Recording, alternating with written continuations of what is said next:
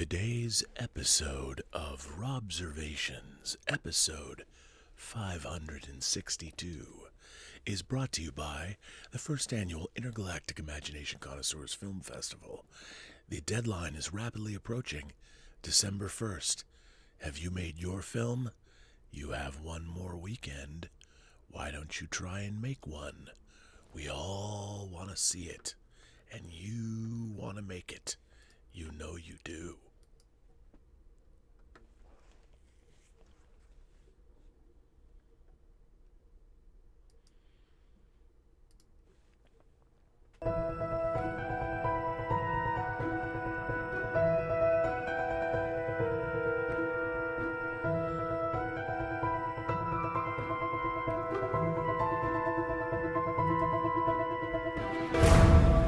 Well, greetings, imagination connoisseurs. Once again, it is I, your Duke of Dope Discourse, your master of fun and wonder, your viceroy of verisimilitude, your sommelier of sci-fi and cinema, your archbishop of Banterbury, your chancellor of cheerfulness, your pharaoh of physical media, and of course, your existential Mr. Rogers.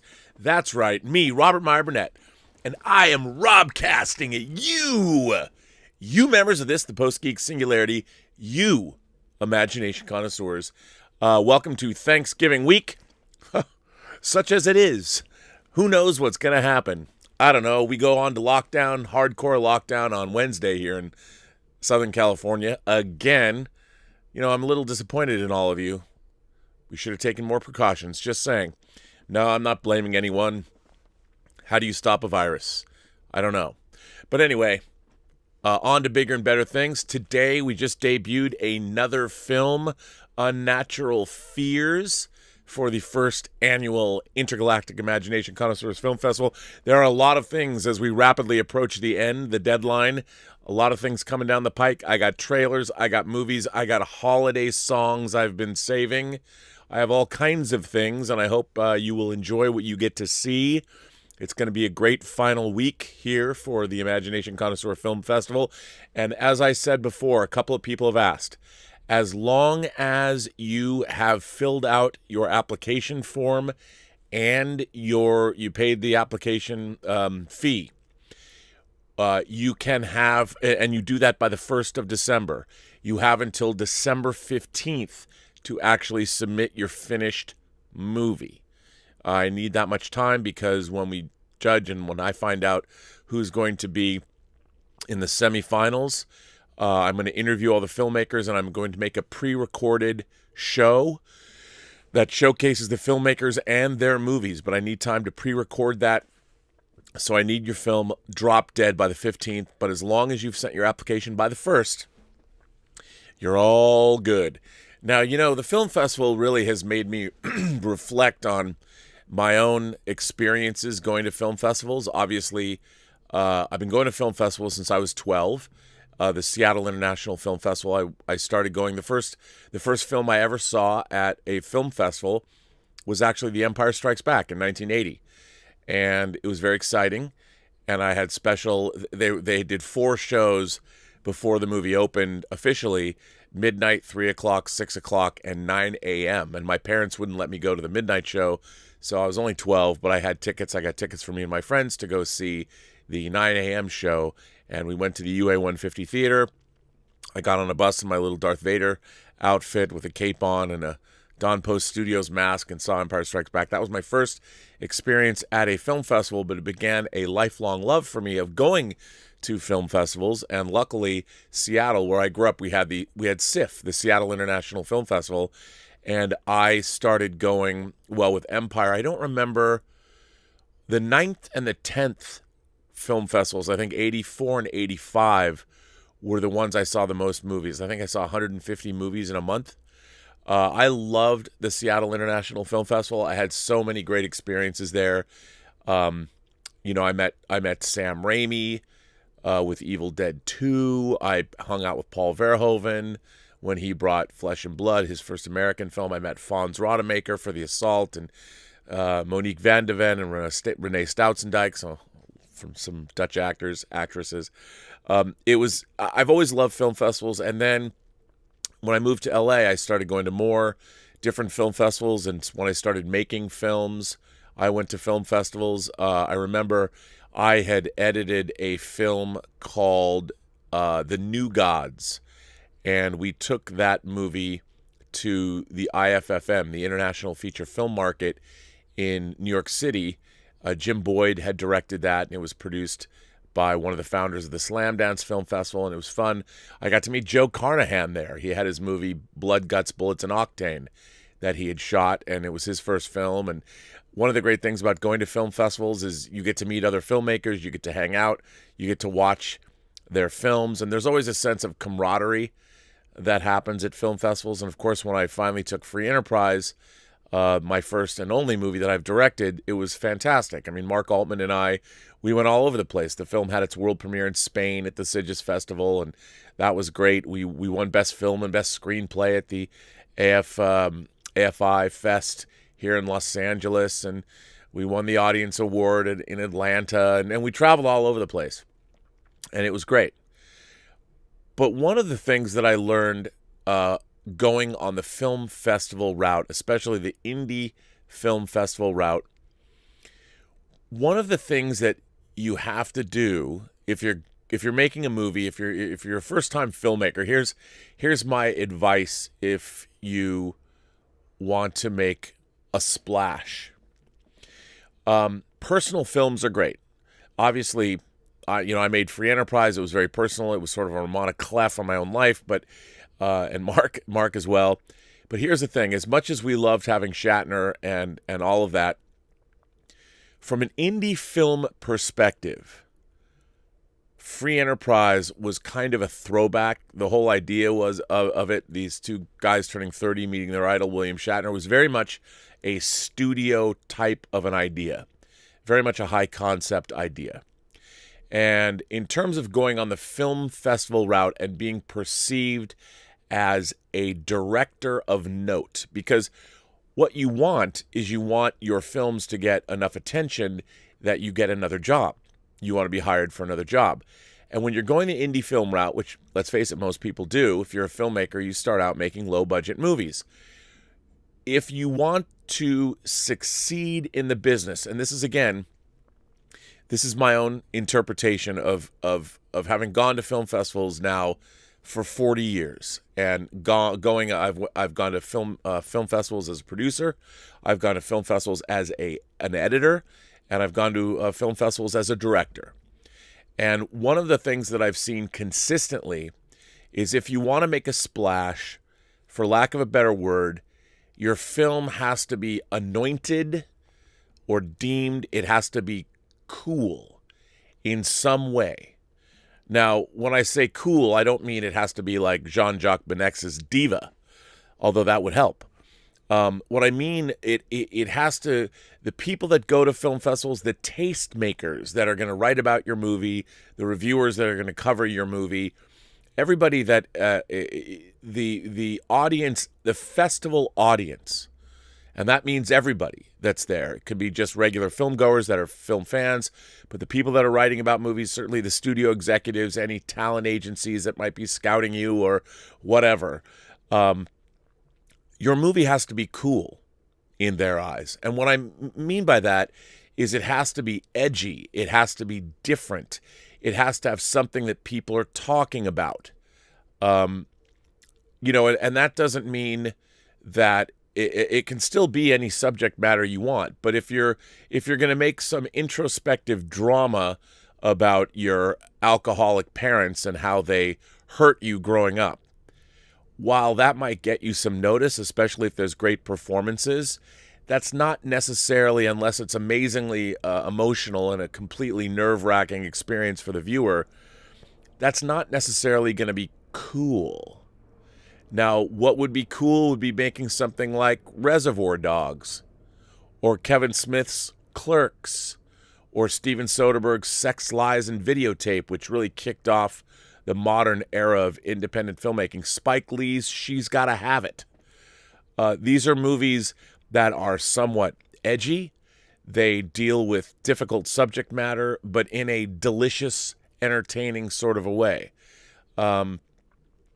you can go back and make your own mind up what you think is cool. But I found that if you have done that, if you have made I would call it a zeitgeist movie, at least for the film festival that you're at, if you've made a film that really captures the imagination across all of the audiences that are at film festivals, then of course immediately people are gonna want to jump on the bandwagon and get your next project. What are you gonna do next? What's going on? Quentin Tarantino went from making Reservoir Dogs, which made a huge splash at the festivals. I mean, Reservoir Dogs, to me, it might even be my favorite Tarantino movie. It was audacious, a heist movie where you don't see the heist. You've got a great bunch of actors. You have Tarantino's incredible script, and there's everything about Reservoir Dogs was cool. There wasn't anything about it that wasn't cool. Stephen Wright, K. Billy's super sounds of the 70s, the DJ, the sort of the Greek chorus of the movie. There's nothing about Reservoir Dogs that isn't cool. Now imagine when you're at a film festival, imagine back in the day, I think that was 92? And you're at a film festival and you didn't know really anything about Quentin Tarantino, and you got to see Reservoir Dogs at a film festival. That would have been a knockout. Soderbergh's Sex, Lies, and Videotape. The idea that kind of a strange dude, a loner guy, and James Spader rolls into town to see a college buddy of his, and you find out that, he's got his own problems, but what he likes to do is film women telling him about their sex lives and what they like. He's doing some kind of intimate documentary about women or whatever. Maybe he gets off on it, maybe he doesn't. Irresistible premise. Movie was cool. Suddenly Steven Soderbergh is one of our great filmmakers. And of course, he had a bit of a rocky start there when he made Kafka, which is something I really like. But again, Kafka, whether you liked it or not, still pretty cool.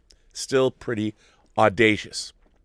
Now, my own experience, Free Enterprise was not a cool movie. People liked it. They liked the premise, but it wasn't cool. And I certainly, when the direction wasn't exactly as stylish as I would have liked to have it be, because we were doing company moves every day, and it was crazy. It was insane what we did. I'm proud of the movie, certainly, but I've learned so much since then. I would make it differently. For those of you who haven't seen Free Enterprise, you can see clips from it on the Burnettwork YouTube page, and watch them in order. I numbered them. You don't see the whole movie, obviously, but I did number them. I'm hoping to do those. They've all been slightly re-edited and the recomposed to my aspect ratio of choice, but you can check them out.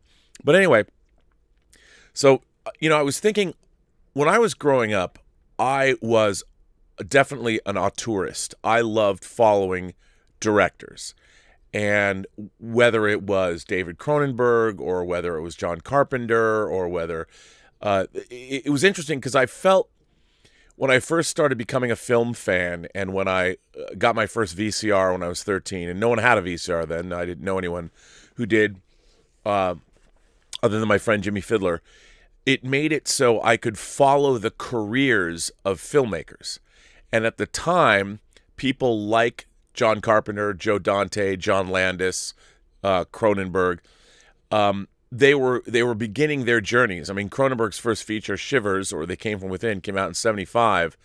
It had been 5 years. He had made Rabid and The Brood, and then I was able to catch up with him seeing Scanners in the theater. But the first time I'd ever seen a movie of his was, for instance, I saw They Came From Within. It was the second feature when I saw Motel Hell for the first time. And so I just assumed that when directors started making movies, they would get to make another one.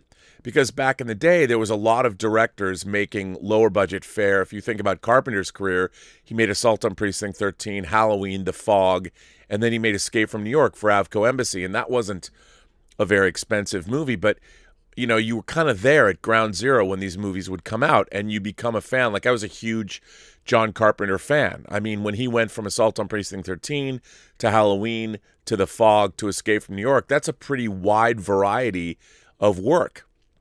An LA gang movie, a slasher movie, a ghost story, and then a sort of future shock dystopian action film.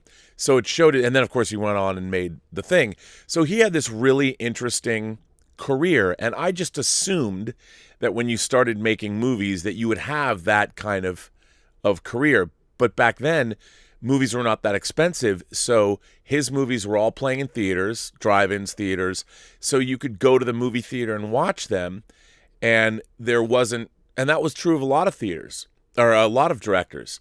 Same with like John Landis. I mean, Blues Brothers was expensive, but going from Kentucky Fried Movie to Animal House, or Joe Dante making The Howling and going from there and working his way up to Gremlins, you were following these guys and you were following their careers. So I just assumed that was what happened with people. Well, nowadays, we don't have that much anymore.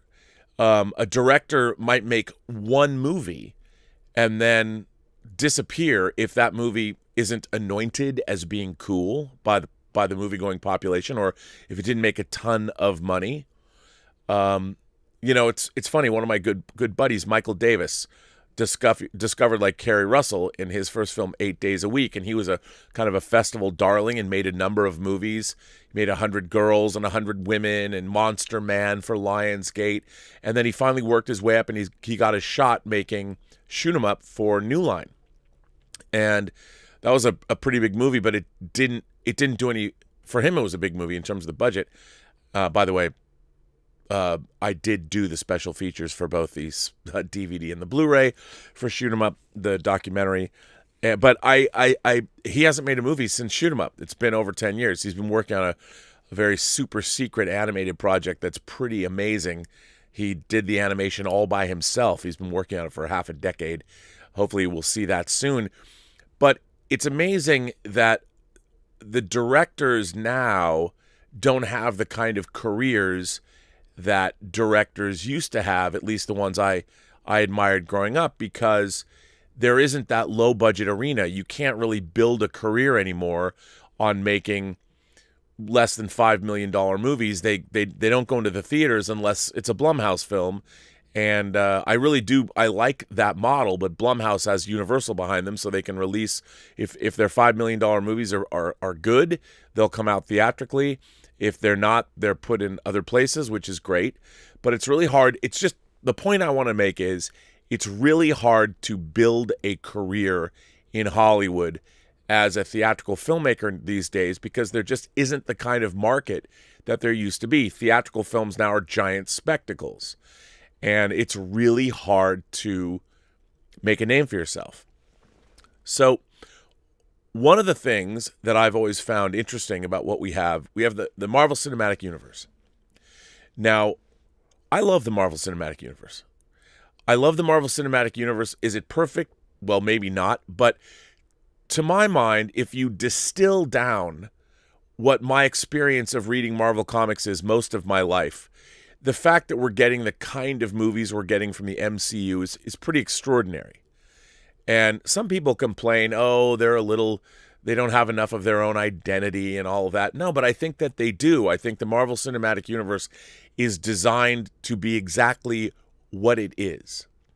Now, one of the things that I've always admired about Kevin Feige and the folks, Victoria Alonso and Louis Esposito, is they have really thought out of the box when it comes to their directors. For instance, James Gunn, Guardians of the Galaxy. And I know James, I work with him on the specials. And it was interesting to see, like, he'd gone from Tromeo and Juliet. He wrote the specials. He wrote Zack Snyder's remake of Dawn of the Dead, Scooby-Doo. But then he was able to go back and he made Slither and he made Super, which both are very respectable, low-budget movies, but they're cool. Slither and Super as a 1-2 indie film punch of genre goodness shows a lot of range and definitely a strong sensibility, which is what James Gunn has always had. So it was very interesting for me to watch James Gunn be given the reins to a Marvel film. And obviously you're going from $3 million movies to a $150 million movie.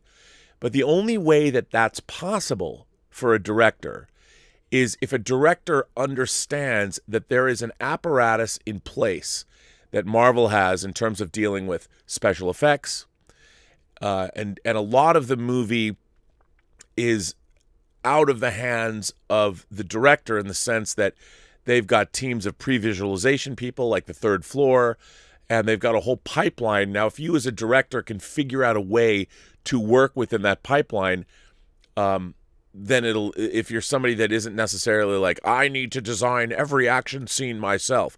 Well, that's not really how Marvel works. They have to know that their action and their superheroics are going to be taken care of, and a lot of directors just don't have, like James Gunn, didn't necessarily have the experience to mount the kind of action a $150 million movie demands. However, what they wanted from Guardians of the Galaxy is they wanted the character work, the actors and the characters and the writing. They wanted someone like James Gunn. They needed an auteurist, a writer-director, to come in and make the Guardians of the Galaxy unique. And that's what Kevin Feige does that I think is amazing. So, of course, James Gunn, who obviously was no stranger to indie film and also no stranger to studio work, understood this. But he also saw that working on Guardians of the Galaxy is a golden opportunity because what they wanted from him was the sensibility that he brought to it. They wanted his characterization, his writing and directing. So from a James Gunn perspective, sure, he's probably thinking to himself, I can learn a hell of a lot watching the Marvel apparatus that's already in place do their thing. And I'll get to have input on the effect sequences and the action, certainly, but I'm going to be defining these characters. And he probably went in, I've not spoken to him about this, but he probably went in totally understanding that that's how Marvel works. Same is true of Taika Waititi, I would think. And what they wanted is they wanted Taika Waititi to bring his unique sensibilities, his humor, his character work to Thor Ragnarok. You know, Taika Waititi had never done any kind of major effects work like they had in a Marvel Cinematic Universe film. And when I would go in and, take meetings, even now as a producer or something, I go in and people are always asking me, well, what do you know about visual effects? Well, I haven't made anything commercially successful, but I've used all kinds of visual effects in what I'm doing. So I'm very aware of how visual effects are working. And for the first time in 20 years, I'm really working on shaping something that I wanted it to be my next film 20 years ago, but it wasn't. So I'm basically going back to what I was going to do 20 years ago. That's very effects intensive, but I have to prove that I'm the person for that job.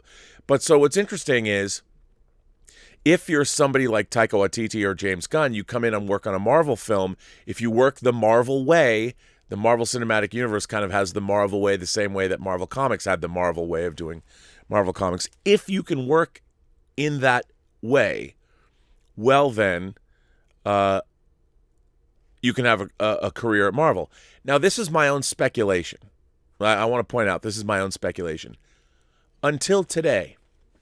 Today, I read an article that actually this was published yesterday in the afternoon on Garth Franklin's Dark Horizon site. I'm a huge fan of Garth Franklin's site. I've been going there for a very long time. But there was a little bit of an interview they covered with Xavier Gens. And he directed Hitman and Cold Skin. And I wanted to share this with you because I found this to be quite interesting. Early this week, Hitman and Cold Skin director Xavier Gens spoke about having turned down an offer to helm a Marvel Studios feature in the past and explained his reasons why. Now he's updated his comments to further clarify what he said following some vocal responses to his initial comments. There is no question Marvel Studios is something of a factory. The movies are part of a well-oiled production pipeline, and so while there's certainly an amount of creative freedom within, like any major franchise from Star Wars to James Bond, there are also some restrictions. Speaking to French outlet Le Point via Saxon earlier this week, Jen spoke about his brief discussions with Marvel Studios about a project in the future, saying how his superhero experience would have been mainly with actors, while other filmmakers took over the action scenes. And this did not sit well with him. I was in discussion with Marvel, but I understood that the previews of all the digital effects and action scenes were done by a box in London, and that I would be there to take care of only the direction of the actors. It is not very interesting. This is, I believe, why Edgar Wright declined Ant-Man. Because at one point on these productions, you were reduced to just directing reversed fields on actors in front of a green screen background. Directing a Marvel film can make a great calling card, but I'm not even sure that the names of the directors of Captain Marvel are remembered today. Anna Boden and Ryan Fleck are the directors of Captain Marvel. I've already had a catastrophic experience with a studio, Hitman, and I don't want to do it again, especially at 45. I prefer to direct Gangs of London or produce Papacha, much more important to me than any Marvel film. Besides, I refuse all American orders. This doesn't come as much of a shock. More action scenes in tentpole films are now being outsourced in some ways to specialist stunt and fight choreography teams, such as the acclaimed 8711, who helped out this year's DC Comics adaptation, Birds of Prey. Said teams, though, work closely with directors, production designers, etc. on the planning and execution of action. Marvel is famous for taking filmmakers where action isn't necessarily their forte, such as the Russos or the aforementioned Captain Marvel directors, and handing them the reins to big-budget tentpole action blockbusters so that they have access to their own in-house support network would make sense. Jens followed up these initial comments with the playlist, further clarifying his feelings. I was in discussion with different studios, but now I understand that the previews of the digital effects and action scenes are done by VFX companies like The Third Floor in London, and that I would be there to take care of only the direction of the actors. As a director living in Europe, we are in charge of the entire production process of the film. This is, I believe, why most of the European directors decline U.S. studio movies, because at one point on these productions, you were reduced to just directing reverse fields on actors in front of a green background. In Europe, we are responsible for the film from the beginning to the end. He has a point, as on one hand, Argentinian director Lucrecia Martel turned down Black Widow for similar reasons, and famously Brit Helmer Edgar Wright walked away from Ant-Man during pre-production. On the other hand, New Zealand director Taika Waititi managed to keep a good part of his own stamp on his first foray with Thor Ragnarok and is happily coming back for Thor Love and Thunder, which is quickly becoming a de facto fifth Avengers movie. Now again, all of this comes down to how a director can work within the confines of whatever they're given. Now, it is true that nowadays, I saw this all the way back on when I was working on Superman Returns as a documentarian in Australia. They had a huge previs department, huge, and it was really everybody that worked there was incredibly talented. And they were designing the action scenes. Now, Brian would come in and consult, but they still had other people doing these things. Now, it was with Brian's input. But what was interesting was, Brian was he took an active, Rapin was the head of the previs department there. So one with him. Rapin has worked on amazing films. He's an incredible designer. And it is true that the studios are so risk averse that unless you have an incredible command of visual effects, they need previs teams and they need stunt teams in order to make sure that somebody is going to be able to deliver the film they're going to deliver, that the studio needs, which is why they have these previs units and they have stunt teams in place to make all this stuff happen.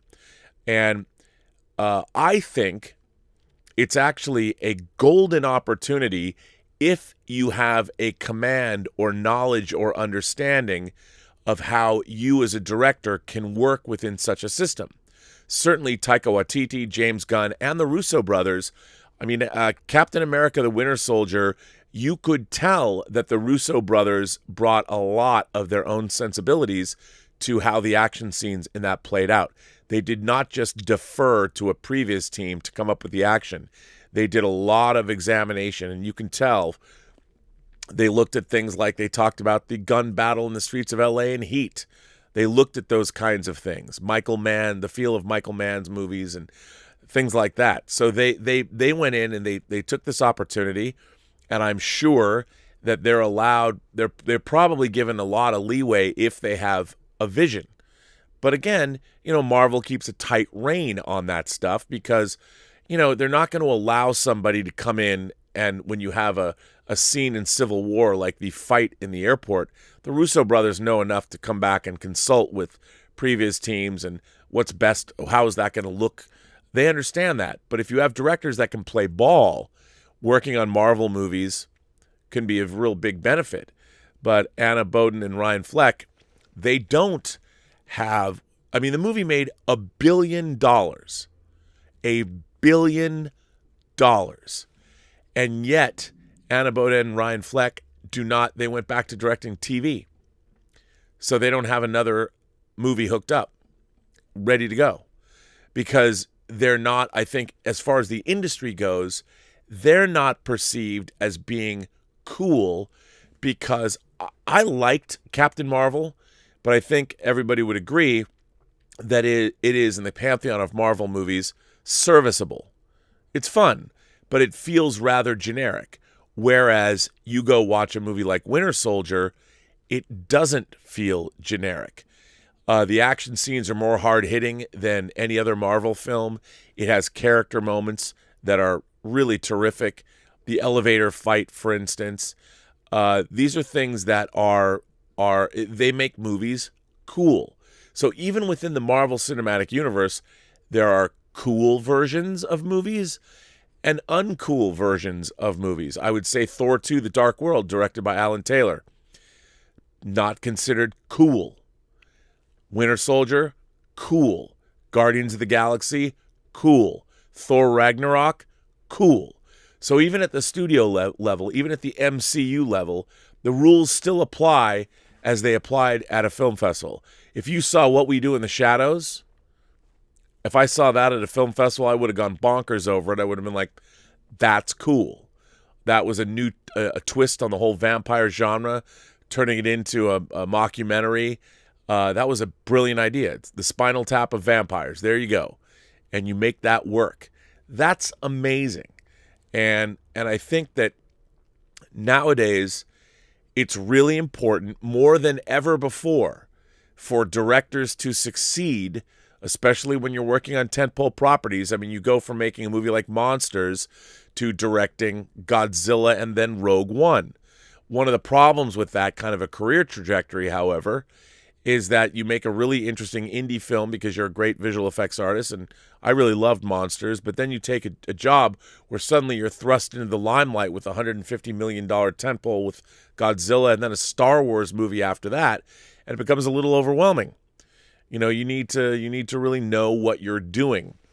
There was an article in The Atlantic. It was very funny when I started looking into this topic. I'm like, I wonder if anybody else has written an article about this at all. And there was. There was actually an article in The Atlantic from 2017 that I thought was really interesting too, and finding that sort of made me want to address this topic. And this article is making a Marvel movie good for directors. 9 years into the studio's colossal franchise experiment, most filmmakers haven't parlayed their success with comic book projects into anything greater. David Sims wrote this on November 6th, 2017. There are plenty of advantages to getting hired to direct the next Marvel movie. You're working with near limitless resources. You can hire Oscar-winning actors like Cate Blanchett and Tilda Swinton for supporting roles, and your film is essentially guaranteed to be one of the most watched of the year. Lately, the company has become more comfortable hiring idiosyncratic young talent, the best and most recent example being Taika Waititi, the director of Thor Ragnarok. For Marvel, too, the benefits are clear. Filmmakers like Waititi can keep these never-ending sequels from feeling stale, while also attracting critical approval. But are the bonuses that come with Marvel's largesse enough to combat the downsides of being part of a much bigger machine? Waititi, the New Zealander behind wonderfully offbeat comedies like What We Do in the Shadows and The Hunt for the Wilder People, has been full of praise for the Marvel process during the Ragnarok press tour. In an interview with Sean Fennessy and The Ringer's Big Picture podcast, he said the studio, which is owned by Disney, basically left him alone during filming, and that he encouraged improvisation and humor on the set, which shines through in the finished product, as my colleague Christopher Orr noted in his review. Yes, Waititi allowed, Marvel had the movie's major plot points set in stone and exerted a lot of control over the action sequences and visual effects. But the extent to which Thor Ragnarok, the third Thor film and the 17th Marvel film overall, feels like a Taika Waititi movie is impressive. By now, the director has made his mark in a way that should guarantee him all the freedom to do whatever he wants for his next project. Oh, I don't know, like make a movie about Nazis for Disney that was going to get that was nominated for Academy Awards. That to me is the epitome of being cool and managing a career well. Taika Waititi has become the same way that I followed John Carpenter when I was a kid.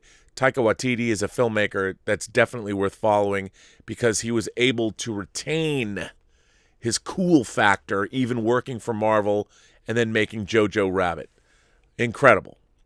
By now, the director's made his mark in a way that should guarantee him the freedom to do whatever he wants for his next project. After all, what studio wouldn't want to team up with Waititi, given that his most recent film opened to solid reviews and $121 million its first weekend? But it's actually hard to detect much of a career bump for filmmakers who enjoyed success with the studio in the past, which is puzzling considering the sheer volume of popular and profitable films Marvel has made. 9 years after the studio launched its cinematic universe, directing a Marvel movie still mostly seems to set you up to make more Marvel movies or other franchise entries like them. It's a far cry from the older blockbuster model. Superhero films used to offer directors a gateway into making artistically riskier, less commercially calculated films. Guillermo del Toro pivoted from Blade 2 and Hellboy to Pan's Labyrinth. Christopher Nolan leveraged his Batman movies to pursue more daring efforts like The Prestige, Inception, and Interstellar. Yes, these filmmakers often direct expensive sequels, as Tim Burton did after the success of 1989's Batman, but then they all moved on to bolder, weirder things. I would like to take issue with this point, though. Both Guillermo del Toro and Christopher Nolan were already cool before they directed their big tentpole movies for the studios. If you watch Guillermo del Toro's first movie, Cronos, wonderful movie.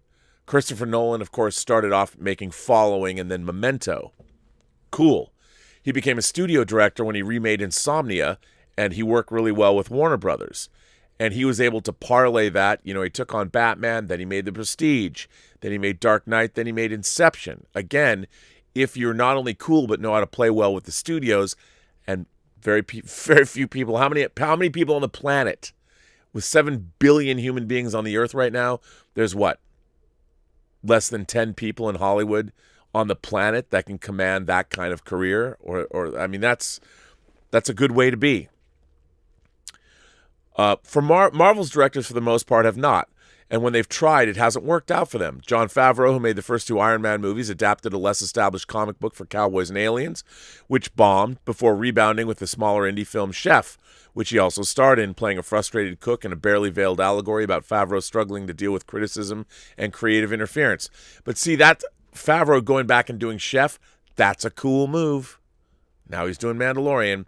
Now he's back in the Disney fold, playing the bit part of Happy Hogan in the Marvel movies and directing remakes of animated classics like The Jungle Book and The Lion King. Some filmmakers have had no success since their Marvel entries, like Joe Johnston, whose follow-up to Captain America went straight to video. Others have become cogs in other franchises, like Alan Taylor, who went from Thor to The Dark World to the poorly received Terminator Genesis and is now back with Game of Thrones. Or Joss Whedon, who made 2 Avengers movies and is now part of the DC Comics universe. But most have opted to just stick with Marvel. The Russo brothers have made 2 Captain America films and are working on 2 upcoming Avengers entries. Remember, this article is from 2017. James Gunn has made 2 Guardians of the Galaxy movies and is working on a 3rd. Peyton Reed of Ant-Man is in production on its sequel. The list will likely go on. When Fennessy asked Waititi if he'd make another Thor movie, he said yes without hesitating.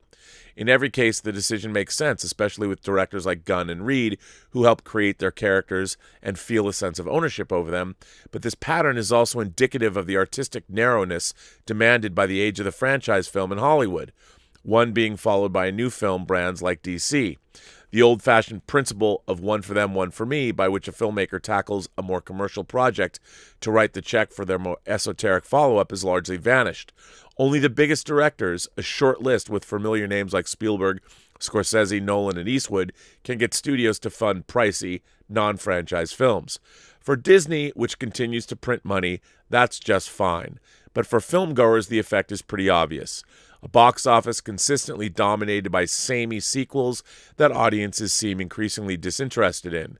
And as other studios frantically copy the franchise formula, there's an overall chilling effect on any other kind of production. Of course, that may still change. Marvel's upcoming slate of movies includes its most bold and diverse assemblage of artists. Waititi, Creed's Ryan Coogler, who's making Black Panther, and the experienced indie duo of Anna Boden and Ryan Fleck, Half Nelson and Sugar, who are teaming up for the Brie Larson starring Captain Marvel. Waititi might make another Thor, but he's been clear about his desire to keep working on his own scripts too, and the same is true for Coogler, who's also developing Wrong Answer with the Atlantic's own Ta-Nehisi Coates. The future could be brighter, but right now it's hard to see many creators escaping the Marvel bubble. But since that article was written, we have definitely seen filmmakers. I mean, Ryan Coogler, he went on and was a producer on Creed 2, but really hasn't done much since Black Panther. And doing Black Panther 2 was such a success that obviously Black Panther 2 is important. I'm sure he's put a lot of his time in that. But it's just interesting. And I found that whole cool factor.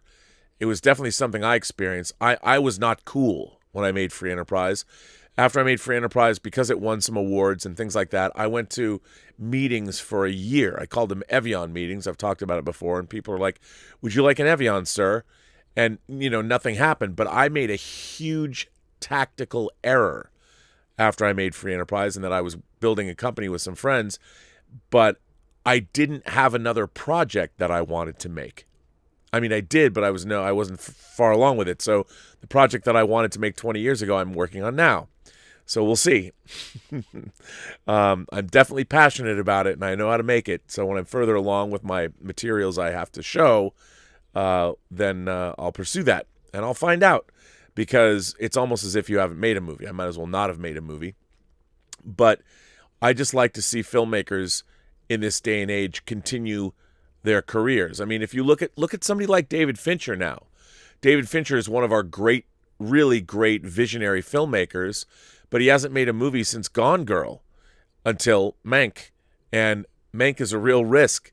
I can't wait to see it. But, he went on and did Mindhunter because he probably didn't want to he was talking about making World War Z. But if you're David Fincher and you've made, Fight Club, and you've made The Social Network, and you've made Gone Girl, and you've made Seven, I mean, you'd think you could write your own ticket, but, you can't always. So you go to Netflix and do Mindhunter and Mank, because what is a studio going to do with you?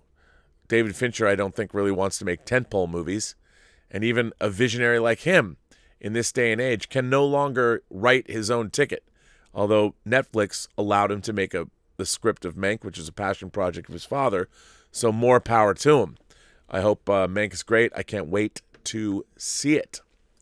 But anyway, that's just something I was thinking about today. I don't know, what are you guys thinking? What are you guys, girls, gentle beings, however you identify, across the 28 known galaxies? How do you feel about it? I'd love to hear that from you. This comes from Rogue Thinker, this letter. Greetings to you, Rob, and the whole Post-Geek Singularity. I thought I would write in once more to say hello and wish everyone well in these turbulent times. I wanted to stay away from my usual Star Trek thoughts this time. However, I felt I should touch on one thing you mentioned in Robservations 560 on Friday the 20th, the Nexus. There's a great deal wrong with Star Trek Generations, but this is by far not the worst part of that movie. I see the Nexus as an energy ribbon of vast power that is so powerful it opens a gap within the energy that goes to a plane of positive emotion.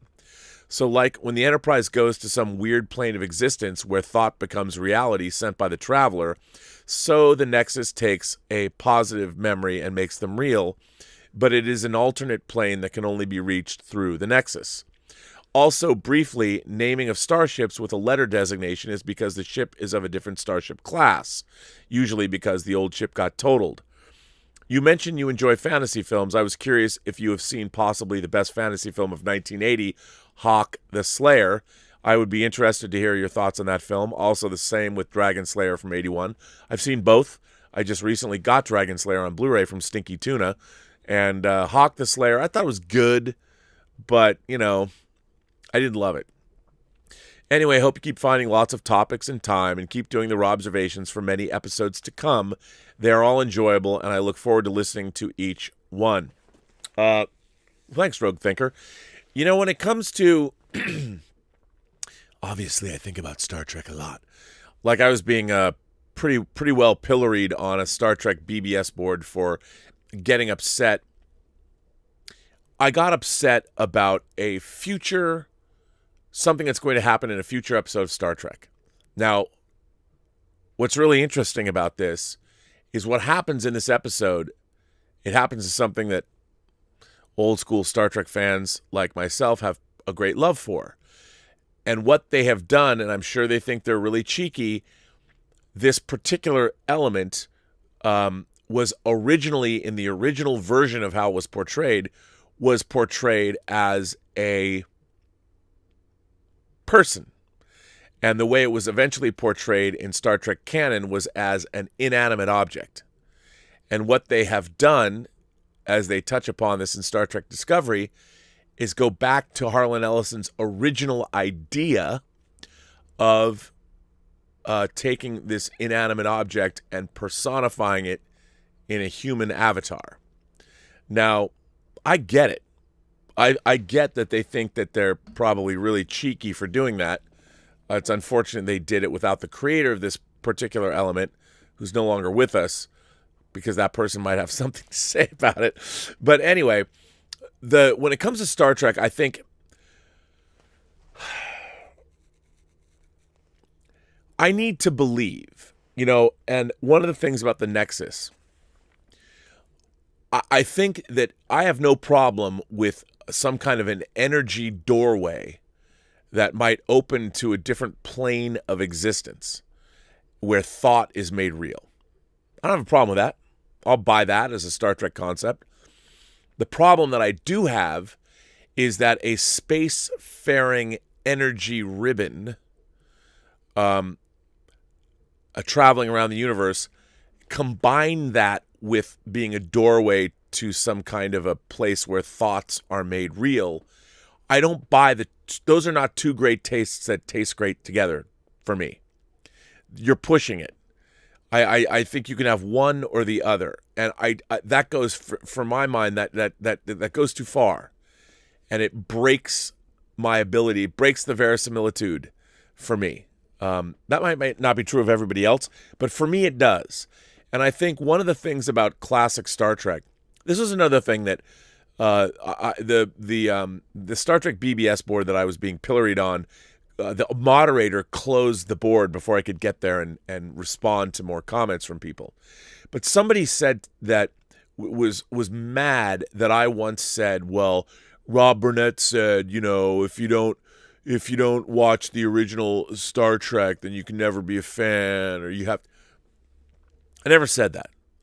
What I did say is that I don't think you can really understand Star Trek as a concept or a franchise unless you watch the original series. Now, it might not be your bag. And, there's a lot of fans, a lot of people, especially audiences now, Star Trek is 54 years old. So when they're trying to go back and watch movies or TV shows that are that old, a lot of people, they've just become too dated for modern audiences to get into. And I understand that. But if you are truly going to be a fan of the franchise, I think it's really important that you have an understanding of where it came from and what Star Trek is. Now, the argument is that, well, Rob, the concept can change over time and it can be different for every generation. That's true. But here's the thing. Modern Star Trek, Discovery and Picard and Lower Decks are following up, and they are saying that they are existing in a continuum that exists with Star Trek Discovery is irrevocably tied to the original series.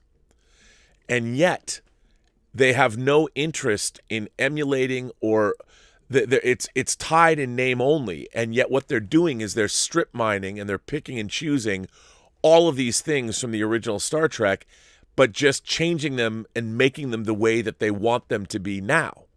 And that's what drives me crazy. And I guess it's because I I've been watching Star Trek my whole life, and my thought would be all of the backstory that you need, all of the world building has been done for you. So rather than these elements, to change and update these elements, why not worry about how you take those elements and then carry them forward? So if this original thing that was created 54 years ago, if A, B, C, and D are true of that thing, then let's extrapolate that E, F, G, and H are also true. Let's bring that forward. But what they're doing is they're going back and they're retconning and they're changing things to make it fit whatever their narrative that they want to tell now is. And I find that in a way, look, no one asked them to make a prequel show to the original series. It was Brian Fuller's idea. And Brian Fuller's original ideas were very much, they skewed closer to the original series. They were much more canonical than what Alex Kurtzman has done. And let's face it, Alex Kurtzman came in and basically took half of Fuller's money and half of Fuller's credit and half of Fuller's show, and has retooled it to be his, because that's what you do in business. It ain't show friends, it's show business. I get it. You don't get what you deserve, you get what you negotiate. But if they wanted to come back and redo the show, maybe setting it as a prequel series to TOS and not, I mean, there's nothing. There is no canonical fealty at all to the original series. And even like when Deep Space Nine, they have an episode where they go back in time, Troubles and Tribulations, and they actually use the original episode. They literally go back to the Enterprise so you can show that it can be done. It was for the 30th anniversary of the franchise, Deep Space Nine, to celebrate that 30th anniversary. Did Troubles and Tribulations, where they went from 1996 back to the 1966 version of Star Trek, and it worked. It worked. And the funny thing that I've always said is that you could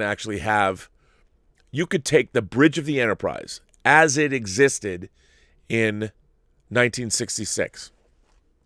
Take some of the things away, like the giant jelly bean buttons, update the buttons, even make it touch pads. You could still make it look redolent. You keep everything else the same, and you shoot it with certain lighting, and it'll look great. You can update it. You can make things look great. I've always said the argument is, like, if you make a World War II movie now, you don't go back and change the uniforms and the shape of the tanks. You have to go back to the armor. But depending on how you light something, that's why Saving Private Ryan was such a revelation. Who had seen a World War II movie look like that before? The storming of Normandy was an amazing thing no one had ever seen. But if Spielberg suddenly put jet fighters in the movie, it would look very strange. And to me, it was all about lighting, camera techniques, the way that the point of view shots. I mean, it was amazing. And they showed us World War II the way we'd never seen before, but they kept all the details very accurate. Well, I would have thought that if you're going to make a prequel show to Star Trek, the original series, the same approach. Maybe you don't use the velour, maybe use a different fabric, but you could make something look very redolent of the original series and still make it work. And that's one of my problems with Star Trek Discovery. When you see these uniforms that have no basis in canon, like, where do these uniforms come from? Why are you wearing them? It immediately, for somebody I've loved the progression of Star Trek and followed it, it doesn't fit in the lineage anymore. So I don't believe it. And then people are acting, when you see somebody, look, I get they want to be inclusive, but when you see somebody in a wheelchair on a starship, why not have Professor X's wheelchair from the animated series, or like Melora using an exoskeleton to walk? When you see somebody with a wheelchair on a starship, I'm like, I understand what they're trying to do, but it doesn't really, I would think that would be more of a liability than anything else. And we've already seen how they deal with certain things in episodes like Melora. But anyway, I just didn't believe the Nexus. But thanks for writing in. I appreciate it.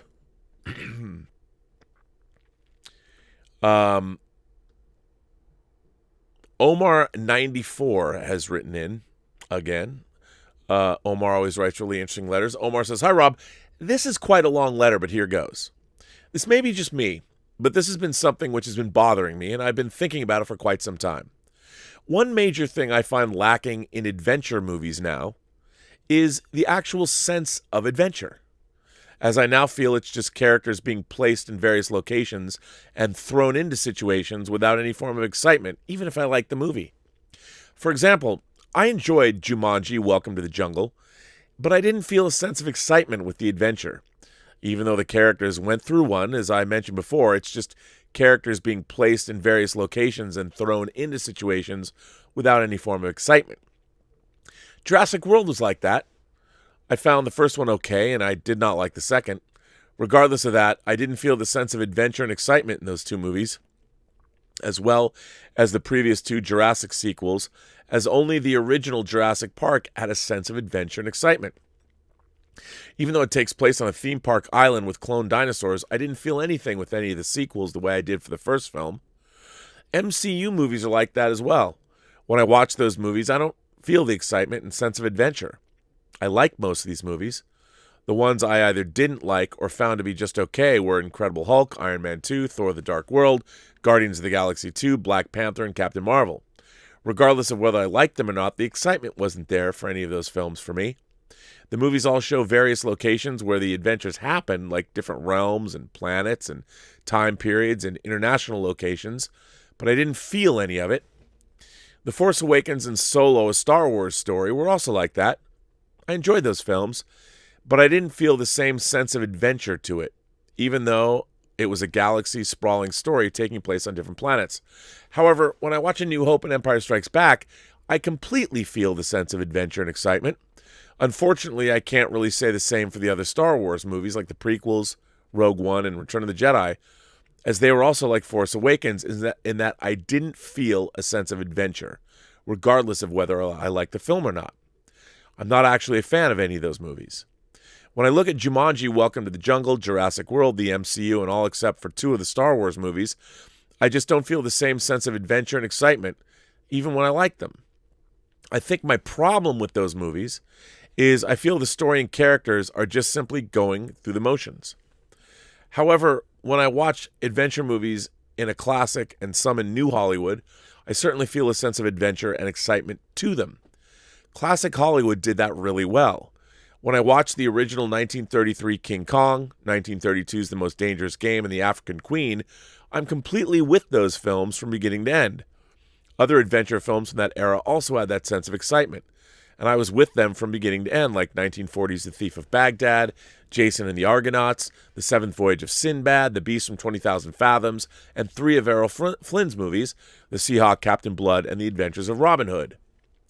In new Hollywood films, the excitement and sense of adventure were not as common as they were in classic Hollywood films, or done as well, like I mentioned earlier, how I was not a fan of Return of the Jedi and the sequels to Jurassic Park. But they were still there for some movies. I brought up Jurassic Park, A New Hope, and Empire Strikes Back, but other films that, at the time, also had that sense of adventure and excitement to them. Back to the Future definitely had that for me, as most of the story takes place in the past, and I was completely with it from beginning to end. Robert Zemeckis' previous movie, Romancing the Stone, was also like that, as I was totally with it from beginning to end, with the South American setting. Indiana Jones also had that, with it being a period piece and having international settings. However, my knowledge is a bit limited, and I'm only talking about the first three Indiana Jones films, since I've never actually seen Kingdom of the Crystal Skull.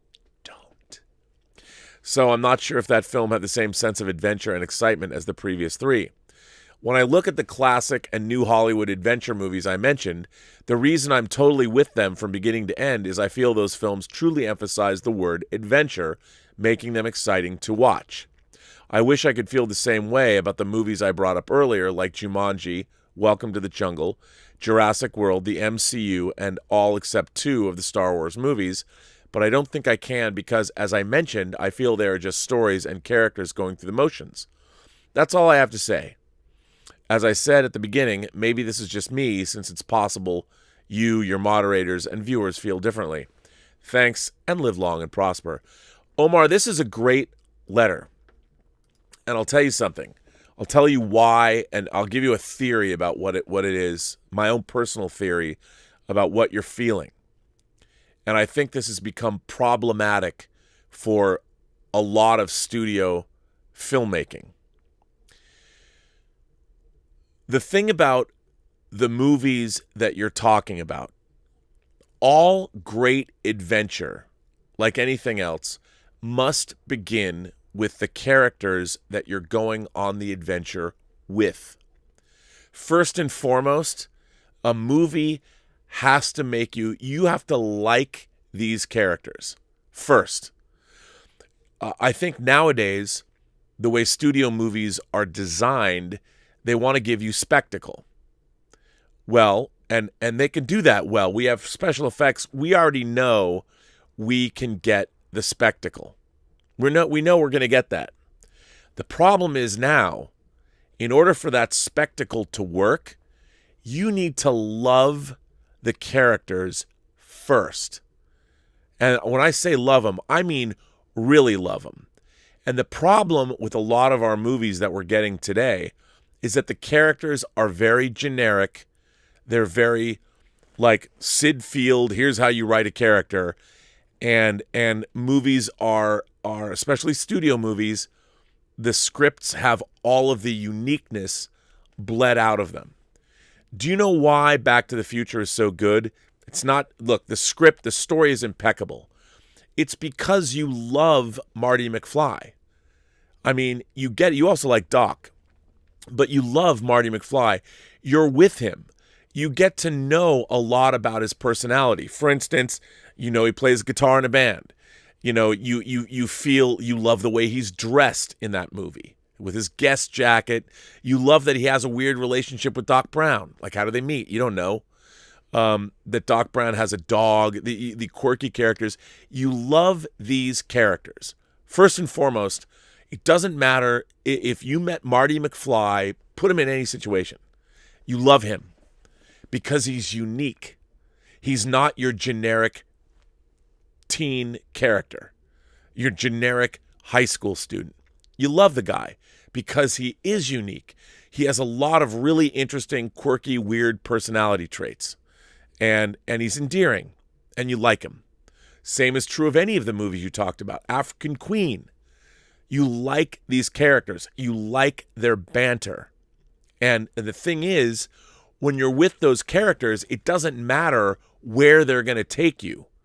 You just want to go with them. And I think the problem is movies today do not make you love characters anymore the way those movies did, because they're giving you, they try, but it's all generic plot point characterization. We all know it's like, okay, I get these kids. I understand these kids because they're movie kids that have been designed a certain way, so I get it. Their parents are a certain way, they're a certain way, and they're generic. The characters are just, they're your generic studio script noted to death characters that have nothing unique about them. But if you look at our favorite, like a movie like Wolf of Wall Street, I've been thinking a lot about Wolf of Wall Street because the character of Jordan Belfort that Leonardo DiCaprio plays is very unique. He's a very unique character. You might love him one minute, you might hate him the next minute.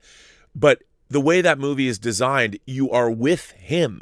And if you think about it, what he goes on, it's not an adventure into the wilds of South America, but he goes on an adventure. And he's kind of almost an anti-hero, but you're with him. The movie had to make you like him. And there's a great moment, the ho, ho, ho. If you watch how Leonardo DiCaprio is responding to Matthew McConaughey in that scene, you're with him. You're like, he's looking around. You love that guy. And DiCaprio's performance makes you love him. And once you're with a character, the adventure the character goes on becomes more important to you because the stakes are higher personally for you because you're with that character. And I think that's the key. The Star Wars movies, the first two Star Wars films, are the situations. They feel much more real than Return of the Jedi is a lark. Even the banter between R2 and 3PO has become cliche R2 and 3PO banter. When their job as pal is tapping on the door and the thing goes, zzz, the door, the droid at the door talking. Goodness gracious me, they're not even acting normal. They're acting like the movie. I know it sounds strange, but they're acting like the movie versions of C-3PO and R2-D2. They're no longer the unique versions of 3PO and R2-D2. They're now the cliched movie script-written versions of them. Whereas they are not in Star Wars and Empire. They're still written to be these unique characters that you're still peeling back onions and learning about them. I mean, if you look at, there's a great look when Princess Leia first sees Han come in to talk to General Rieekan in the control room. When you're looking at, she's kind of got a scowl on her face. And you've never seen her look quite that way. And it says a million things about the relationship she has with Han Solo. And you still feel that Han Solo, Princess Leia, and Luke Skywalker are real people in Empire. Jedi, they're now script people. They're movie people. They don't have that, they don't feel real anymore. Han Solo's now acting like, hey, it's me. Like, no, it's not you anymore. You're now written as a movie person. And I think when the great characters, you believe them, man. You believe them. You know, I've been watching a lot of Anya Taylor-Joy in various talk shows and appearances. And one of the things I really love about her, first of all, she's totally a unique person. But one of her favorite movies is Almost Famous. And she's done this a couple times. You are home. And she said once that she's seen that movie many, many times. Well, I love Almost Famous, and I love Jerry Maguire because the characters that Cameron Crowe wrote don't feel like movie people.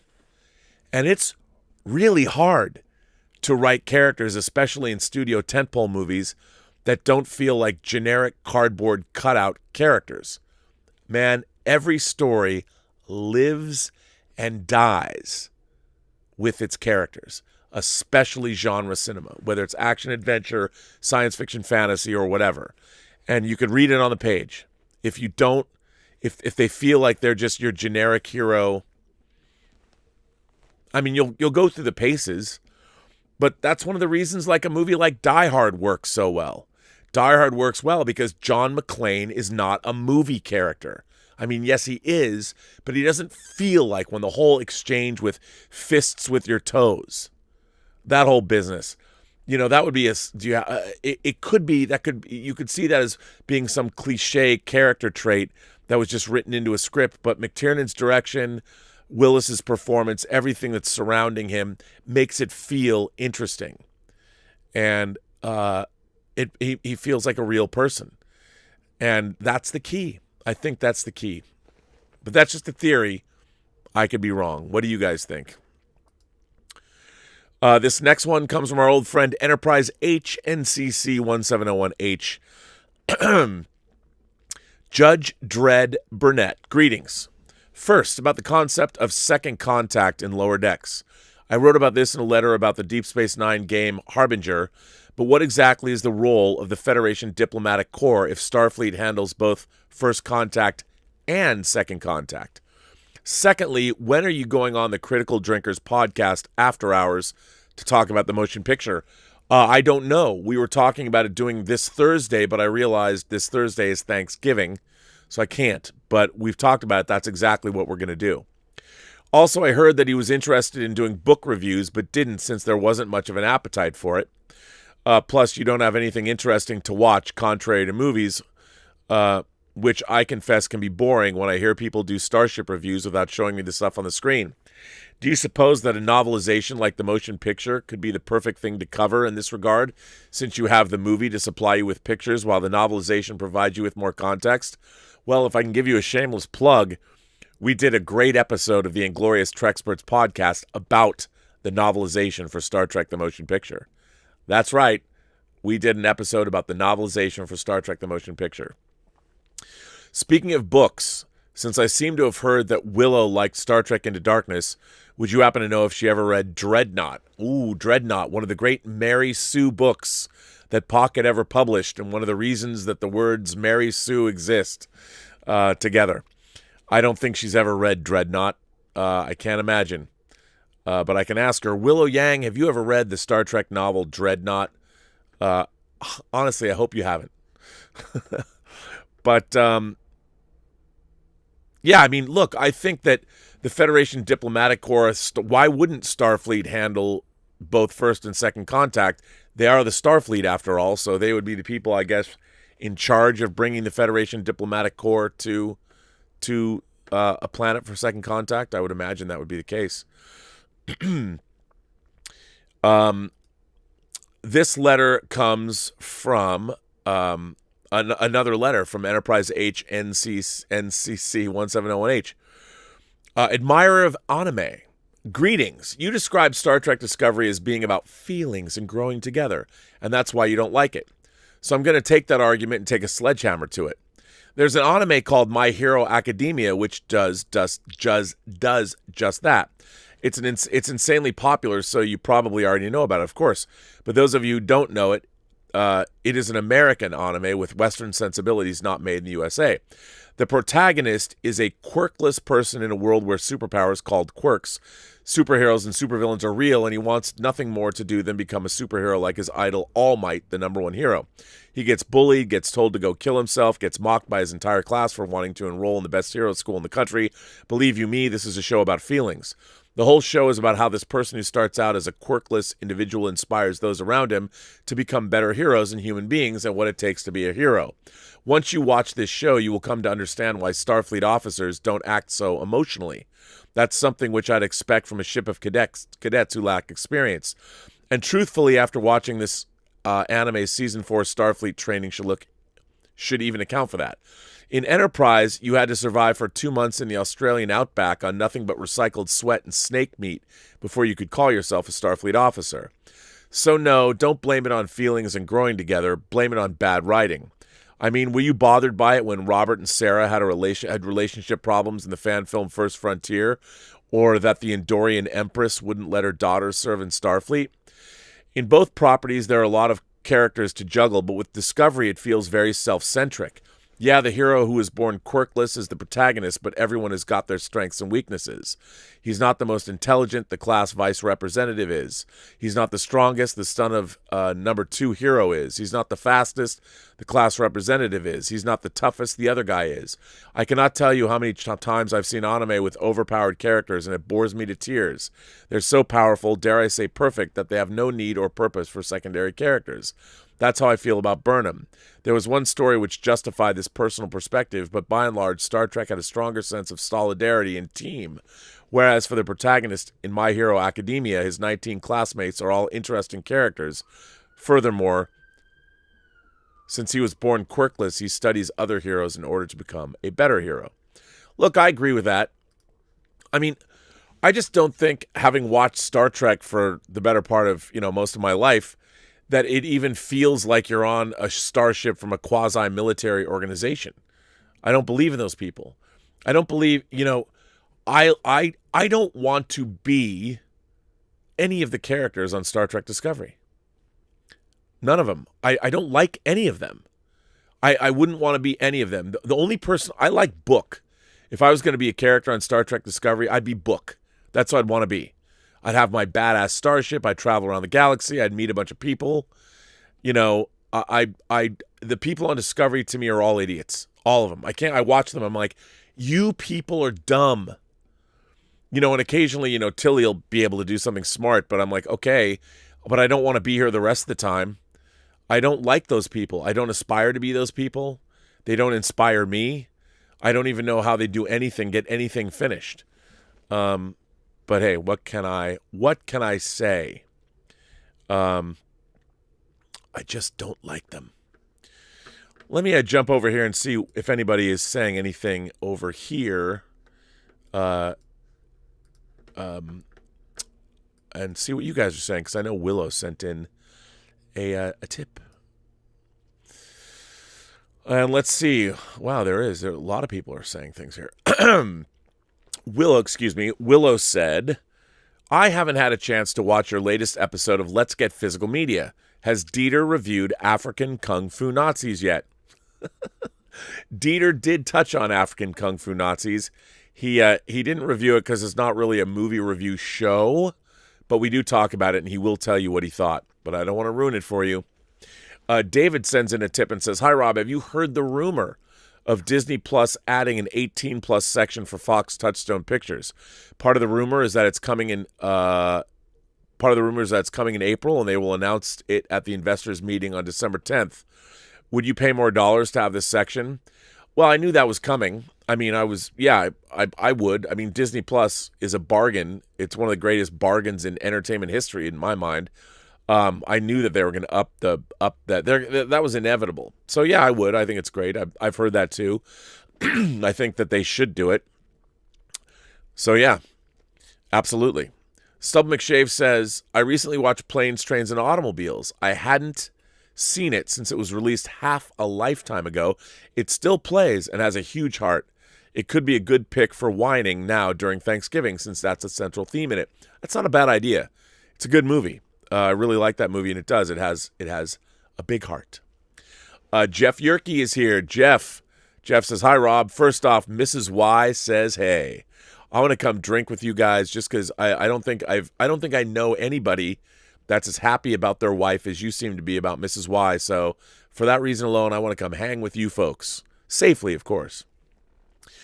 I want to chime in on the incomparable value of film festivals. My first was the New York Film Festival in the late 70s. I was there when dozens of people stormed out of Bernardo Bertolucci's Luna, which had a mother-son incest scene with Jill Clayburgh. I attended 5 years of Telluride film festivals, and I saw the North American premiere of Reservoir Dogs, the critical showing of Henry, Portrait of a Serial Killer with Roger Ebert and Lawrence Tierney defending it. See, that's what it was all about, man. These were unmatched experiences that cemented my love of films and filmmaking that I will never forget. Happy Thanksgiving week. Live long and prosper. The Yerk Man. Well, Jeff, you nailed it. One of the things about film festivals, it's frequently the first time that these films are seen. So the cultural impact and the pop cultural impact and the cultural impact can be felt. It's always great when you're at ground zero when you see a new talent emerge. And I think, that's what everybody's waiting for when you go to a film festival. If you're a film fan and you go to Telluride or you go to Sundance or you go to Cannes or something, the hope is that you're going to see that breakout hit, that emerging talent that blows you away. Or you see something like Luna that you can't believe, or Henry, Portrait of a Serial Killer that's like, oh my God. That's what you want. You want to be surprised and delighted and challenged in that way. And when you're there, I mean, there's nothing better. And I felt that way a lot when I was at the Seattle International Film Festival, seeing movies I'd never seen. I mean, I remember it's really hard to get. And Joe Bologna, before he passed away, when I was working on Tango Shalom, I found in his house there's a Chinese-Japanese co-production called The Go Masters. And it was a movie that I was very taken by at the Seattle International Film Festival, and I could never find it. It was like never released in the West. It's impossible to find, but Sony released it as part of this foreign film box set. I couldn't believe it. I saw it on the shelf. I freaked out. I was like, oh my God. And he was like, what's wrong? And I go, you have the Go Masters. I've been looking for this movie since I saw it in like 84. I haven't been able to find it anywhere. This is just 2 years ago. And I remember seeing it. I don't know why. I didn't know really anything about the game of Go, and much less that I would find a multi-generational story about, people who played it. And it was amazing. And then to find it was awesome. Like, oh my God, it's the Go Masters. That is good stuff. Good stuff. Brendan Sheehy sends in a tip and says, Rob, what did you think of the new Justice League trailer? I think it looks great. Visuals are much crisper and looks like a lot more character development for Cyborg and Supes. I have little doubt now that this will be the definitive version. Sorry, Justice League. Yeah, look, I'm excited. Justice League, my favorite superhero team when I was a kid. I'm looking very forward to seeing Justice League. I can't wait to see Snyder's original vision. Again, I really like Man of Steel a lot, so it looks like there's a lot going on. I can't wait.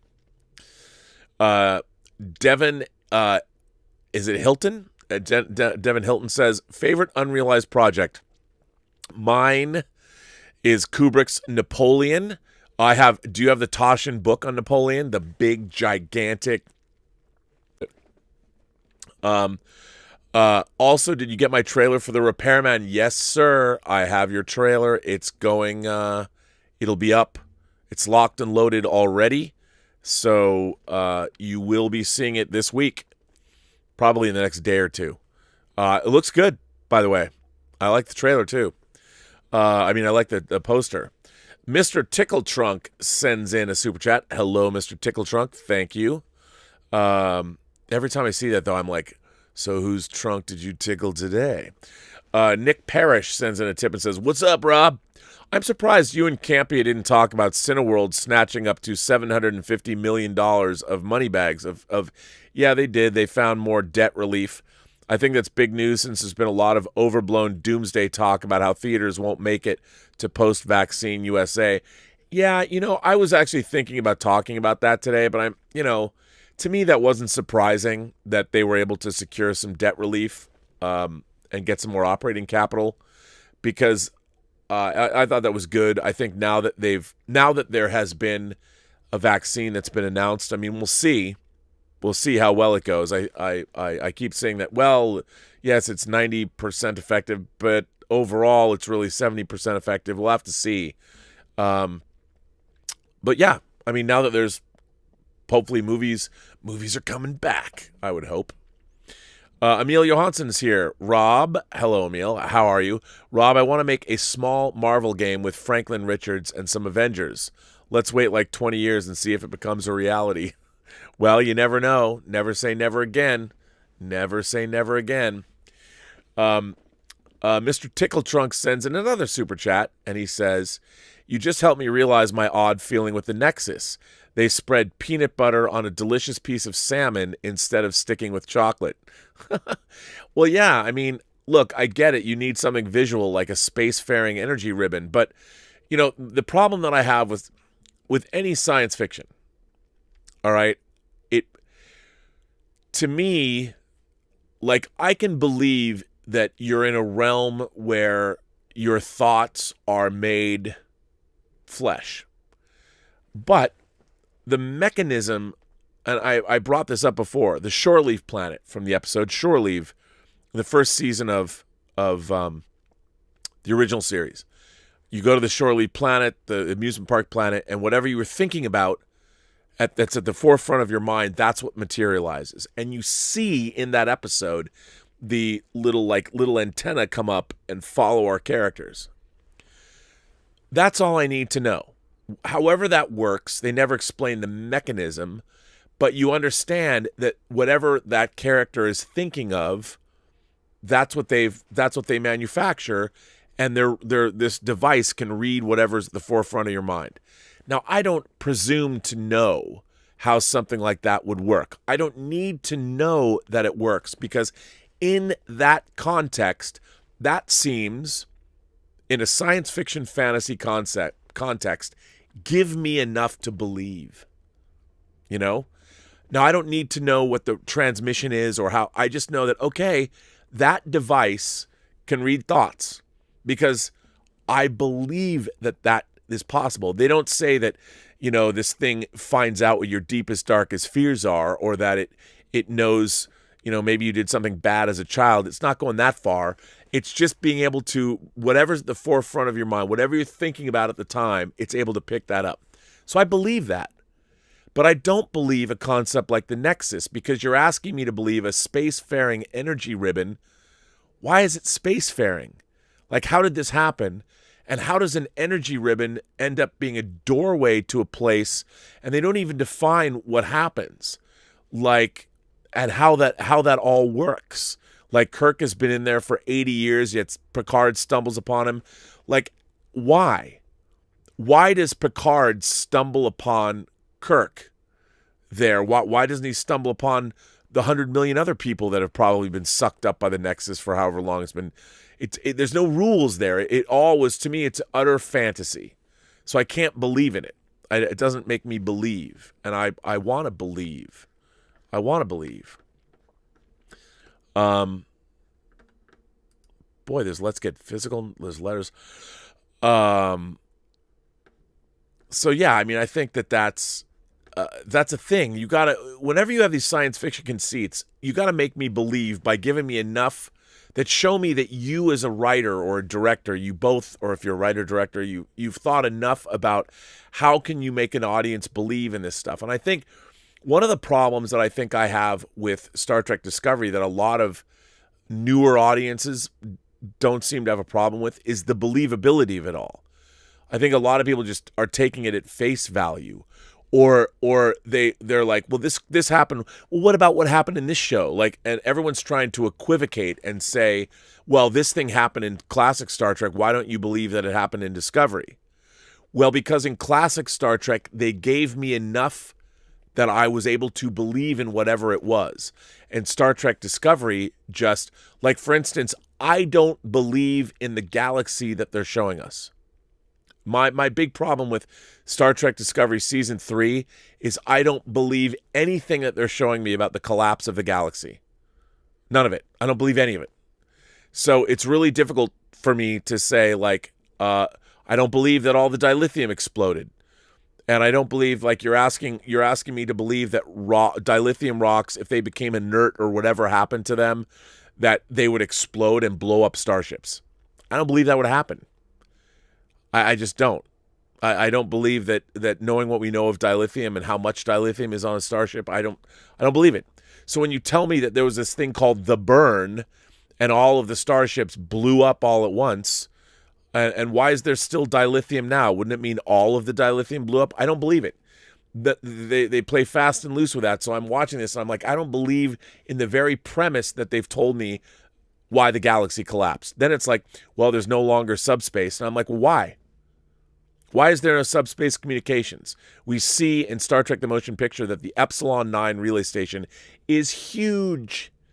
And what is the relay? It's the Epsilon 9 station. It is there to relay subspace messages to wherever they're going to. Why would all of the subspace, both are destroyed? So all the dilithium is destroyed and subspace communications are destroyed? Again, don't believe it. So when I watch Discovery, I'm like, a lot of people are like, yes, of course, that's exactly what happened. I'm like, no.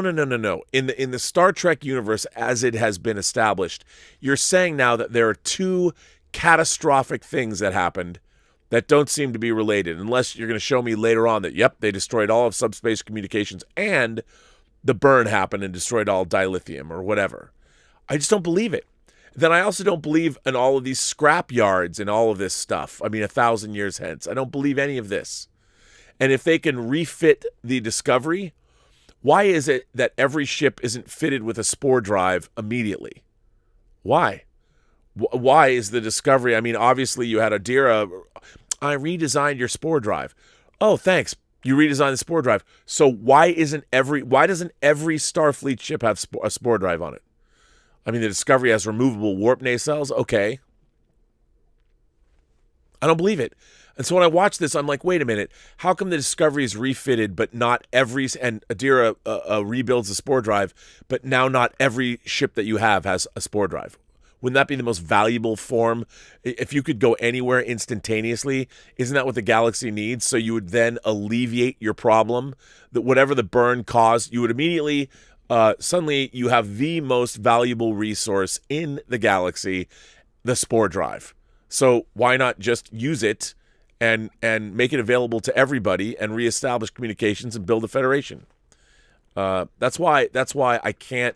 And Discovery just does this to me 10 times an episode. I'm like, wait, what? How is this a thing? Steven Anderson is here. At the beginning of Robservations 561, you say, we almost admit to loving Lord of the Rings movies.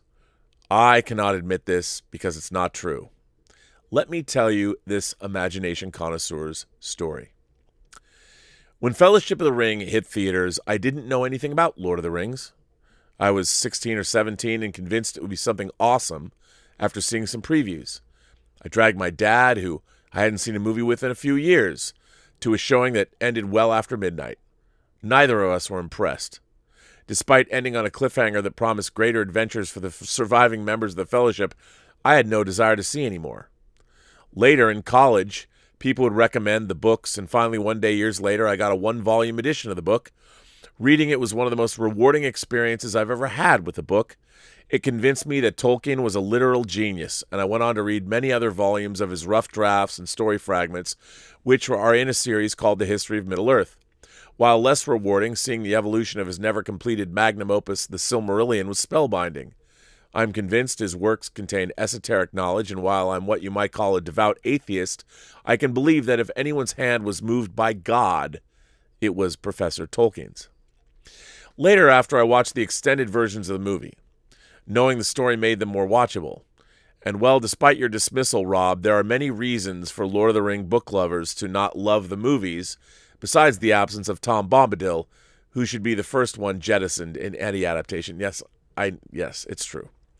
These include, but are not limited to, altered character motivation, questionable story tone, characters made dumb for comic relief, excessive pointless action, and an over-airing sense of pretentiousness. Jackson wanted to put his own stamp on things, so included a lot of showy horror movie stuff and inventions like Theoden's soliloquy. The battle scenes just seemed like watching a kid play with action figures, and the cartoon wizard battle just groan-inducing. Lesser evils include silly things like making Sauron a literal giant eyeball. In fact, I think critical audiences would react negatively to these things as well, not just book fans. My biggest problem is the one I find unforgivable: leaving out the scouring of the Shire, which is the culmination of both the story and its themes. Its absence takes away a great deal of weight to Frodo's journey, as well the point of Sauron's inclusion in the greater narrative. So these are my reasons to not love the movies. They are a fine achievement, but are neither perfect films nor great adaptations. Steven Anderson.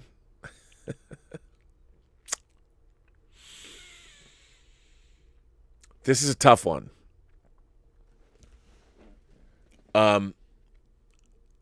See, I don't think that Steven's wrong. He's not wrong. And I think that when you read the Lord of the Rings, obviously, you might call it, it's probably the most supreme achievement of imagination in terms of fantasy literature ever committed to paper. And a lot of that has to do with the world building and the sheer imagination, and just, from creating languages to the lineages of all the characters. It is an amazing feat of imagination. No doubt. But here's the thing. In order to translate that book to film, it is extraordinarily difficult to create what I like to call verisimilitude.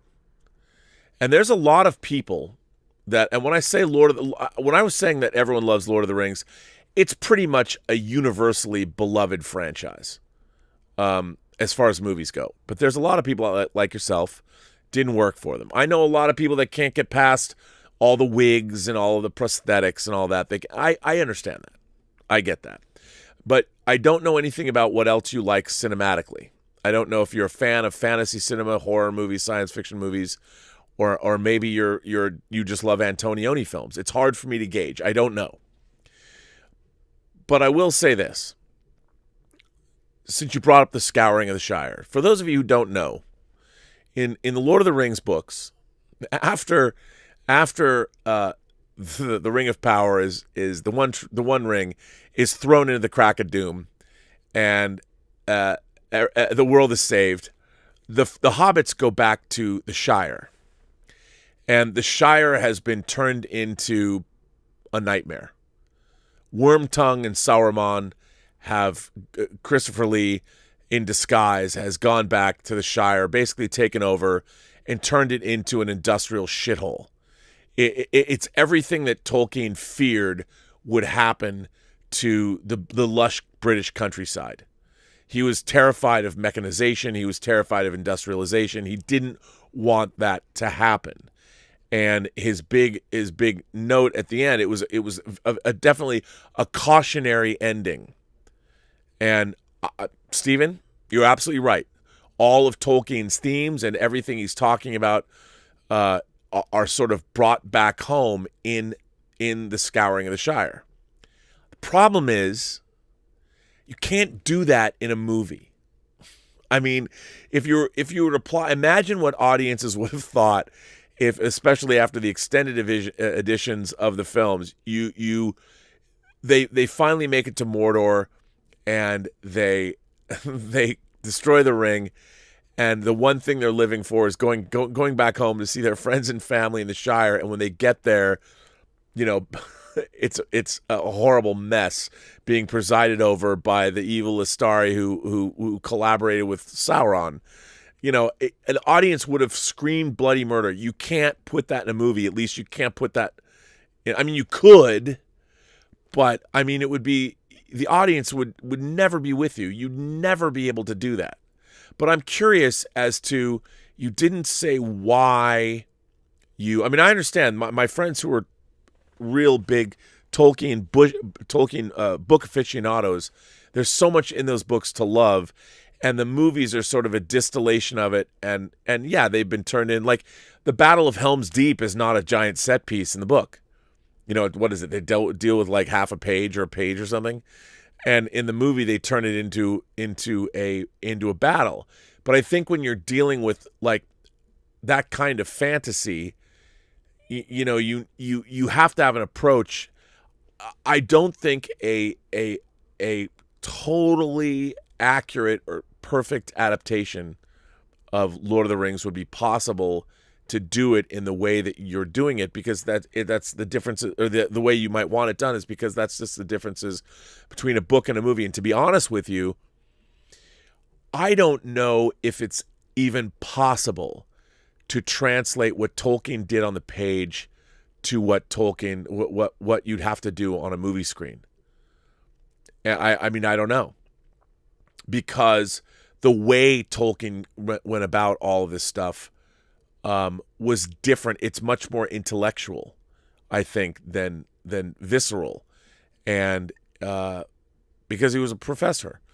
I would say that the book is like going to college. It's the professorial graduate student or PhD level examination of these themes, and the Lord of the Rings movies are sort of the high school version, made for everybody. You go to you go from middle school to high school, and you get to see Lord of the Rings. And then when you're a graduate student studying your PhD, you get to then experience Lord of the Rings the way Tolkien wanted you to. But I can see why it would leave you cold. I just love the fact that you saw the movies and then discovered his work later, and you were so enamored of it. That to me is all I need to know. I love that. This one comes from Jason Webster. Letter for Robservations. Jason says, "Hi, Robert. I hope yourself and members of the Post-Geek Singularity have begun the week with energetic zest." Well, I certainly have. I love the new show, Let's Get Physical Media, and I thank you, Robert, for bringing up your purchase of V for Vendetta, the 4K box set during the first episode. I purchased my own copy and can't wait to receive it. I have seen the original Ringu from 1998, but not any of the sequels, as they are of inferior quality. The original is brilliant, and its execution with atmospheric cinematography, great editing, and terrific acting by leads Nanako Matsushima and Hiroyuki Sanada. The film is everything great about the J-horror genre. The sequels are everything wrong with the genre, falling back on tropes, cliches, and conventions. Still, as a franchise, it is better than the American remake trilogy that managed a dramatic nosedive in quality after The Ring. Yeah, but they brought back Hideo Nakata, the director of the original Ring, to do Ring 2 here in America. I do not include the film Sadako versus Kayako as an addition to this franchise. It is a standalone that I believe is somewhat a slight parody of both Ring and Ju-on franchises.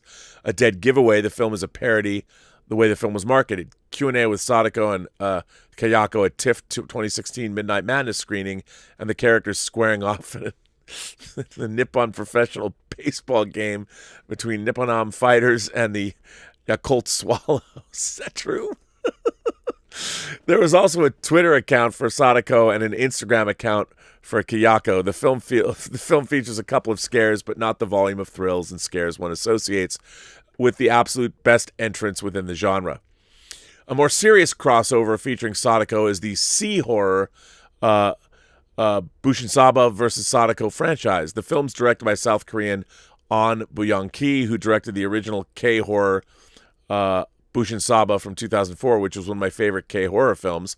I haven't seen Bushinsaba versus Sadako 2 is better than the first film released the previous year. Yes, the ghost hunters were cartoonish, but the film did feature better effects and original story. The first film really wasn't scary and felt too much like the other entries in the J-horror, K-horror, and C-horror genres, especially those featuring Bushinsaba and Sadako. Also, the ending felt like it had been lifted from Insidious 2 and thrown in for good measure. However, I still like it. I just prefer the second film. Both films are way better than the last two entries in the American remake trilogy, Ring 2 and Rings. Both were insufferably bad. However, the worst remake of a J-horror film still belongs to One Missed Call. How many adjectives can one use to describe that entangled mess? A friend once said to me that surviving the American remake of One Missed Call is like surviving the worst case of diarrhea you've ever experienced. Though I wouldn't go that far when giving an assessment of that particular film, but I've digressed.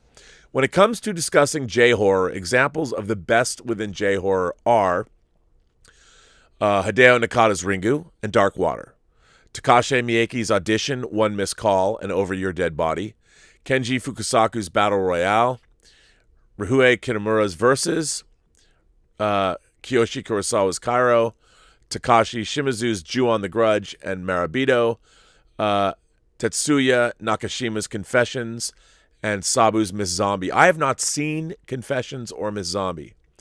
All feature good storytelling, genuine scares, and great acting. They are compelling, engaging, and entertaining, and lend themselves to repeated viewings. They are parables and critiques of contemporary society's concerns, the dynamics of the modern family unit, interpersonal relationships, and ethics and morals. They are shadowy reflections of human nature. J-horror predominantly tends to focus on psychological or supernatural horror, featuring modern settings for traditional Japanese folk legends, including vengeful yurei, ghosts, and poltergeists, Ringu, Ju-on Carved, with themes such as possession, exorcism, and predicting the future, premonition. However, there have also been J-horror films featuring zombies, Miss Zombie and One Cut of the Dead, serial killers, Ichi the Killer, and vampires. While sequels in numerous J-horror films are guilty of falling back on tropes, cliches, and conventions of the genre still has a lot to offer, and you can find gems that are worthy of praise and repeated viewings. Other solid entries within the genre include Shinya Tsukamoto's Gemini and Kotoko, which I actually have on Blu-ray, Science Sono's Strange Circus, Noriko's Dinner Table, XD, and Tag. I love Science Sono's movies. Koji Shirashi's Norio, The Curse, I haven't seen that. Mari Asato's Gomen Neisai. While there are a couple of zombie-themed horror films within J-horror, they tend to feature within their own subgenre within J-horror called zombie fiction, which feature films such as One Cut of the Dead, as an example. Kaiju also have their own subgenre, of which films such as the Millennium Godzilla films and Shin Godzilla. When it comes to discussing my favorites of the J-horror, my choices are eclectic.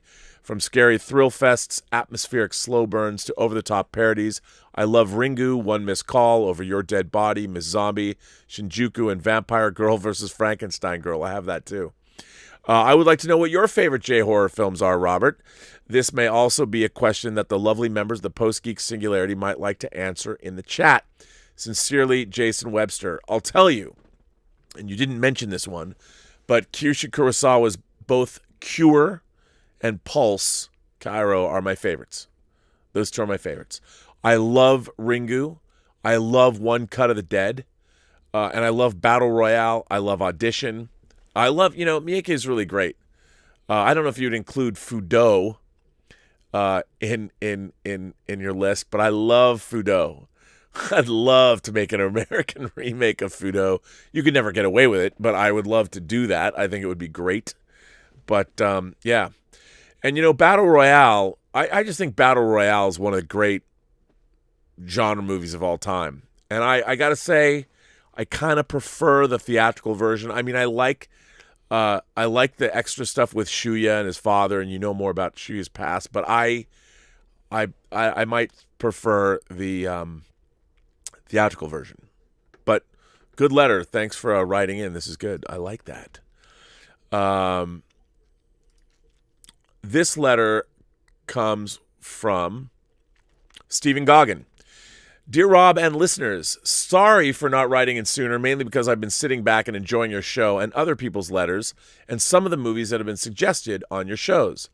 I have a question. I've noticed when watching some 2D movies that come with 3D Blu-rays, DVDs, that the quality of the 2D is almost 3D without it being 3D. Like watching a movie, you say you have those 3D holographic artwork on DVD slipcovers. The 2D version is almost having that experience only on the TV screen and not the slipcover. I've noticed that 2D versions that come with 3D movies tend to be better than normal Blu-ray versions of the movie. Have you or any of the other listeners noticed this? It might be my imagination, or it could be my Samsung QLED. It might be just doing its thing. My favorite movies that have popped out of the screen without them being 3D but being 2D are Mad Max Fury Road and Doctor Strange. Do you know, I think they both have real good 3D, both of those discs. Do you know anything about the process of when movies are made for 3Ds? Well, those are both, I don't know if those are post conversions or not. Maybe they weren't. I'm not sure, to be honest. Is the stage setup different, or is there something else in post-production that they do to give the movie that 3D effect? Yours truly, Stephen Goggin, the man in Somerset. P.S. A shout out to Danny P. in the market town in Somerset. We got to meet briefly. I bought a wonderful collection of Blu-rays from him, and now I have all the Star Wars movies on Blu-ray. I was most impressed with the Star Wars Saga box set with the prequels and the original trilogy. The Blu-ray transfer is amazing on these, and I was also impressed with the prequels and found much better than I remember them. Return of the Jedi is the weakest of the movies, though. If they just made Jedi into one endless space battle and took out the Ewoks, it might be a better movie. Well, it really depends. I mean, there's two ways to have 3D. You can shoot it native 3D, or you do it in post. You convert it in post. And it really depends how good the conversion is. I think Fury Road and Doctor Strange are great 3D discs. I am not sure if they're native 3D, if they were shot in native 3D. I'm not sure. I don't think they were, but don't quote me on it. But yeah, it just depends on how good the 3D conversion is. Are they going to take a lot of time?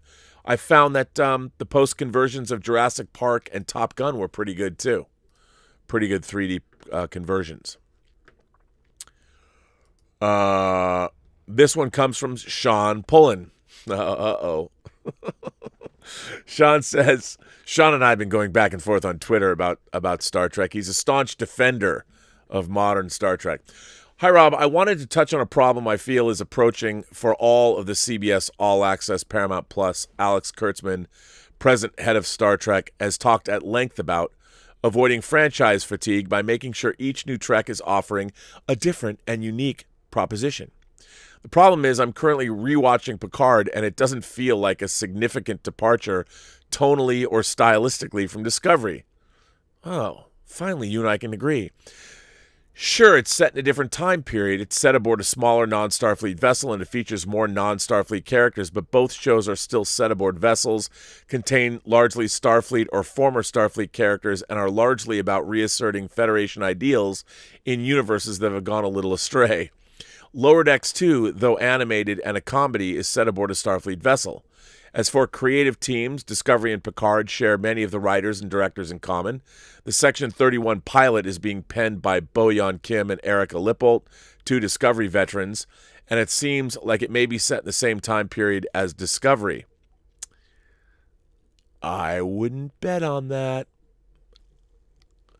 Strange New Worlds will also be set aboard a Starfleet vessel. Feature Starfleet officers be set in the same time period Discovery just left, and is being penned by Akiva Goldsman, who wrote for Discovery, and will likely employ more writers and directors involved in current Trek.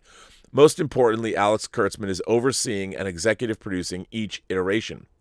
I was excited when Kurtzman first spoke of different but unique propositions. I think he's right about how to avoid franchise fatigue, but he's driving toward that ditch anyway. So how could he actually achieve unique propositions? Well, Nicholas Meyer's SETI Alpha 6, which you've discussed at length, seemed like it would have been a unique proposition, a story set within the Star Trek universe, but not aboard a starship and not featuring Federation characters, but megalomaniac superhumans. You also tweeted yesterday about how Keith DeCandido's Articles of the Federation should be a next Trek series. You described it as the West Wing in space. It is. That, too, would be a unique proposition, but most importantly, if CBS All Access Paramount Plus really wants to avoid franchise fatigue, they can't have the same people creating every show. Hire teams of writers, directors, producers, showrunners, composers, etc. that are not working on any other iteration, and that will have a unique vision. Disparate teams would produce unique propositions, and Mr. Kurtzman hire the right people and give them carte blanche to create without interference. I wish I was higher up and say, Alex, delegate. Take your own advice, hire new personnel, and leave them be. You'll never be able to create unique propositions when you're overseeing and coloring each offering. I realize this is a pipe dream, Rob. Mr. Kurtzman signed a 5-year contract to oversee Trek. It's literally his job. The problem is I'm one of those rare fans that actually likes the new shows, and if I'm starting to feel creeping fatigue, that's bad. P.S. Rob, I know I've thanked you before, but I just want to say again how grateful I am that you let me write in and harangue you about Trek. Your audience doesn't know how I dog you on other platforms. You almost always disagree with me, but you've never stooped to insulting me or brushing me away. No, I wouldn't. Even when I've stooped to accusing you of being closed-minded, you've never responded in kind. You've never called me naive, simple, undiscerning, or harebrained. Not once have you criticized my fandom or insinuated I wasn't a true fan. You focus on our arguments, not my character or deficiencies. But why would I ever... See, here's the thing. Here's what I wish modern fandom would understand. I like you because you're a Star Trek fan. Now, we might have disagreements about Star Trek, but clearly we park our shuttlecrafts in the same shuttle bay because we both love Star Trek. Now, I don't equate your love of Star Trek, of the modern Star Trek, and my dislike of modern Star Trek as a reason to dislike you as a person. As a matter of fact, like I said, in talking to you, I mean, you bring up good points. And in talking to you, I learned something about my own beliefs. What do I believe? What do I think is important? And that's what being part of the Post-Geek Singularity is all about. That's what I always say. What was really interesting is like on this Star Trek BBS board, they were going after me personally. And it was really even the moderator, you know, and for no other reason than I'll tell you something. Even if, like, I've been arguing about Star Trek on the internet for 30 years. Actually, since 1988. That was my first experience with a BBS board that my college roommate had set up on our dining room table. I'm like, you mean there's people, like 8 people or something, up to 20, can call in and we can, anonymous people can be on the internet and I can talk to them about Star Trek? I did that every night. I'd come home from school. If I had homework to do, I'd do it. And then I would just sit on the internet till the wee hours of the morning typing to these anonymous people with the green text. So I like that. But yeah, why would I, not once have you criticized my fandom or insinuated I wasn't a true fan. You focus on our arguments, not my character deficiencies. I read recently that many people today feel when others disagree with them that they're committing verbal violence against them. Yeah, this is the problem with the modern age. This article viewed this posture as contributing to the rise of cancel culture. I think it does. When I read that, I thought about you and how you break that mold. People disagree with you, even insult you, and you take it in stride and stick to the topic at hand. You're one of a kind, Rob. Bless you. Oh, that's very nice of you to say. Well, here's the thing. Like, I'll tell you, I like arguing about Star Trek. I like talking about anything about Star Trek, but I would never hold it against a person and take, look, I've been watching Star Trek for a really long time, a lot longer than a lot of people. And one of the things I found when I was at Collider, I would have occasionally run into people that sometimes didn't like what I had to say or the way I said it. Usually they were people that were significantly younger than me. And I mean, I would have thought that, I think it's pretty apparent that I like to have fun, and I can be irreverent and bawdy, and I would have thought that was apparent. Like, if I'm saying something, some of the times I'll use a dark sense of humor, or I'll go over the top. It's not meant to be necessarily offensive. And I think I censor my speech pretty well. I mean, I'm not going to use harsh, really inappropriate language for people, and I'm not openly lascivious and improper around women or whatever. I mean, I can be, but I try and read the audience. But it was really interesting. Like, sometimes I would get in conversations with people. Like, I remember one time I was in a conversation with a certain individual that I really like. This person doesn't like me much, unfortunately, anymore. And I think that happened. I think I pissed off a lot of people at Collider without knowing it when I was there, because a lot of them were younger, and I was the weird old guy, I guess, because they didn't really get to know me. I'd show up, do my thing, and leave.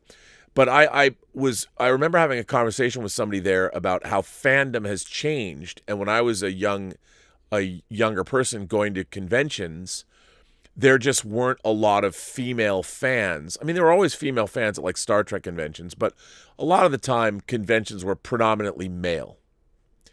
And this person was objecting to my saying that women were not a part of fandom. And I wasn't saying that. I was just saying that when I was going to conventions, there were not a lot, the female audience was, especially at comic book conventions, was a lot less than it is now. And that's why we live in the Post-Geek Singularity, because things have changed. And they really were not happy with me saying this. And I guess they took it as a slight on that I was trying to say that, make some kind of disparaging remark against female fans or something. And I wasn't. I was just explaining that whether you believe that or not, it was my experience. My experience of the world was that, I'd go get comic books every week. I hardly ever saw women in the comic book store, like in the 80s. When I was going every week all the time, very, very seldom did I see, maybe somebody would come in with their mom, but, I seldom saw women hang out in the comic book store. And it wasn't exactly, comic book stores were not exactly female-friendly places. Well, now what's happened is, and I was even explaining this, there are things that happened. There were certain comic series that came out, like the DC Vertigo line, specifically Sandman and Death, and started to bring in more female readers. And then you could see the rise of anime in America, coming to America, things like whether it was Sailor Moon or things like that. And suddenly there were more female readers, and then video games as well, more female gamers. And I watched mostly over the last 30 years, I would say, beginning in the late 80s, and even music had a lot to do with that. Tori Amos, for instance, and it just brought more women into fandom. And now you go to San Diego Comic-Con and it's equal, it feels that way. And fandom has just changed. And that was the only point that I was making. And I lived through it. Like, I saw it, and it was my experience. And I don't think it was an inaccurate one, because I've also made fandom something that I have been studying my whole life. So it was no slight on anybody. And by the way, I was delighted to see that happen, because it makes fandom more interesting. We get more female creators coming into the art form, which means I get more cool stuff to read and experience. And so I have no problem with that, but I watched it happen. And you could see the various influences and what was going on that caused it to happen. And there was causality there that was easily identifiable, the way, all of those things were. But also, even before that, when I was a kid, my Star Trek fandom was a very lonely existence. And with Star Wars popularity and the explosion of that, it brought men and women into the fandom, and people suddenly like science fiction. So it changed. So I'm never going to criticize other people, but I do notice, especially amongst younger fans, a fundamental disrespect, certainly toward me, which I'm fine with. I mean, that's the thing. It baffles me that people don't. I guess sometimes I come off kind of like a prick. I mean, I say things, but a lot of my ire at Discovery on Twitter, there is a tongue-in-cheek element to it all. Like here, when I bring up Discovery, you all know that I hate it. So when I bring it up, I know that you know. So there's an element of tongue firmly in cheek about it, because you've heard me go on about it so much. You're like, oh my God, not again. So I know it's humorous, but a lot of people on Twitter don't necessarily know that. And it's really interesting, the vitriolic hatred I get from people, but that's cool. I understand. But yeah, man, if we have conversations, I hope that I will never disrespect anybody, because I enjoy going back and forth with you about things. I enjoy our conversations. I think they're valuable and worthwhile. So as long as they are, what's not to love? Torrin Atkinson, our man Torrin's here, and yes, I'm going to play your trailer. Torrin said, Rob, I had 3 dreams last night. I dreamt I lost my cell phone. I dreamt I was being hunted by multiple polar bears, and I dreamt that I went to hang out at your house, and we were trying to find an old Doctor Who episode called The Artifact of Tybolt, and then I left to ride my bike home to Vancouver. But that is not the topic of this letter. You have my trailer for my Intergalactic Film Festival entry, Ruin Nation, and now, good sir, I finally paid my entry fee for the film festival and filled out the submission form, but my film is not done yet. If the credits change between now and when I send you the film, what is the best way to get that info to you? But that is not the topic of this letter. The topic goes back to a previous letter I sent about war movies as recruitment films. Your response was in part that there are many anti-war films as well. I take your point. I myself don't have a strict black and white policy on the topic. I am pro-peace, anti-war, and I'm not a fan of the military either on a broad level, the business of war, or on a personal level. I have an inherent suspicion of and bias against people who join the military or police force, despite the fact that I have friends who did so. On the other hand, should the country of Annexia decide to invade Canada, I would undoubtedly be thankful that the Canadian military exists to repel them. Plus, I can also appreciate that movies are fiction and guns and explosions, and watching dudes trying to kill each other for a couple of hours can be a lot of fun. Here's another article on the topic titled Lone Survivor's Takeaway, Every War Movie is a Pro-War Movie. Ooh, that's interesting. Wow, this could be good for a new Robservations topic. Here, I'll put that in. Here's that article. From 2014, it's 13 paragraphs, so if you don't want to read it on the show, I understand. I myself don't entirely agree with all the points made. Can you think of any war films that show the opposing forces as equally sympathetic or equally in the wrong? Well, Clint Eastwood, his 2 the movies about Iwo Jima that he did, trying to show both sides. And, Tora gives us a look at both sides. I think ultimately maybe war films as a genre, you watch a movie like Where Eagles Dare, which is a great adventure film set during World War II, and it's about screwing the Nazis over. And I think we can all, the Nazis, the rise of National Socialism, they went to take over the world. So they were bad. They exterminated people en masse. Stalin was bad too, but they were our allies during World War II. The Russians were. So, look, I think the way war is an easy situation to depict dramatically. So it becomes irresistible. But, whether you're watching an anti-war movie, watching a movie like Kubrick's Paths of Glory, which is I think one of the great anti-war movies, or you're watching a movie like Apocalypse Now, which while it puts the zap on you, and I can't say that Apocalypse Now's depiction of Vietnam isn't somewhat seductive, it's still horror, but I wouldn't have minded being Martin Sheen and going through that experience as long as I survived at the end. I mean, it would have been hell on earth, but I would have learned something. Torin says, be seeing you in my dreams. Torin, Ruination, Bain Atkinson. Well, I can't wait to see your movie. How you want to get your movie to me? I mean, I'll play your trailer. Like I said, if you've already, just send me your film by the 15th. As long as I get it, that'll be cool. That will be cool. This one comes from Evangelos Kanakis. Evangelos Kanakis. That's got to be one of the coolest names. Evangelos Kanakis.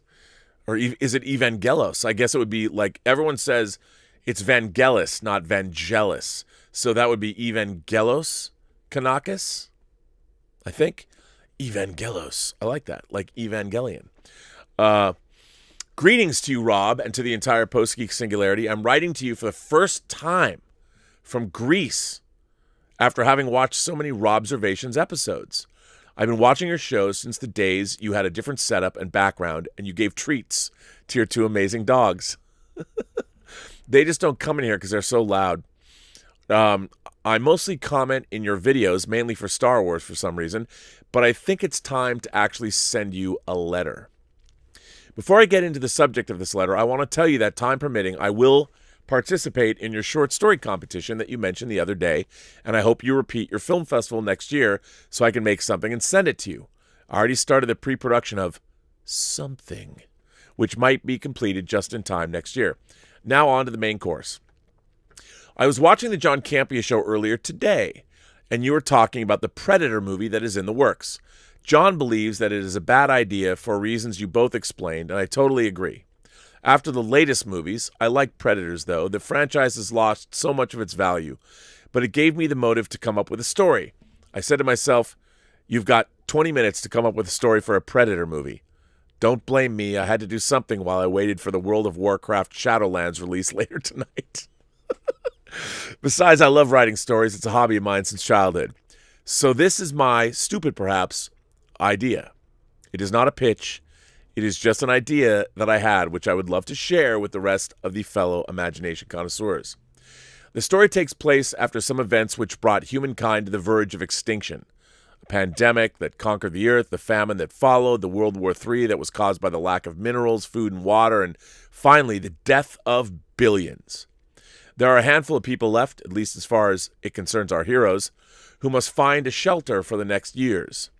A group of people, soldiers, doctors, etc., lead a few survivors through the treacherous land of the Antarctic in search of a military shelter which, allegedly, can sustain them for years.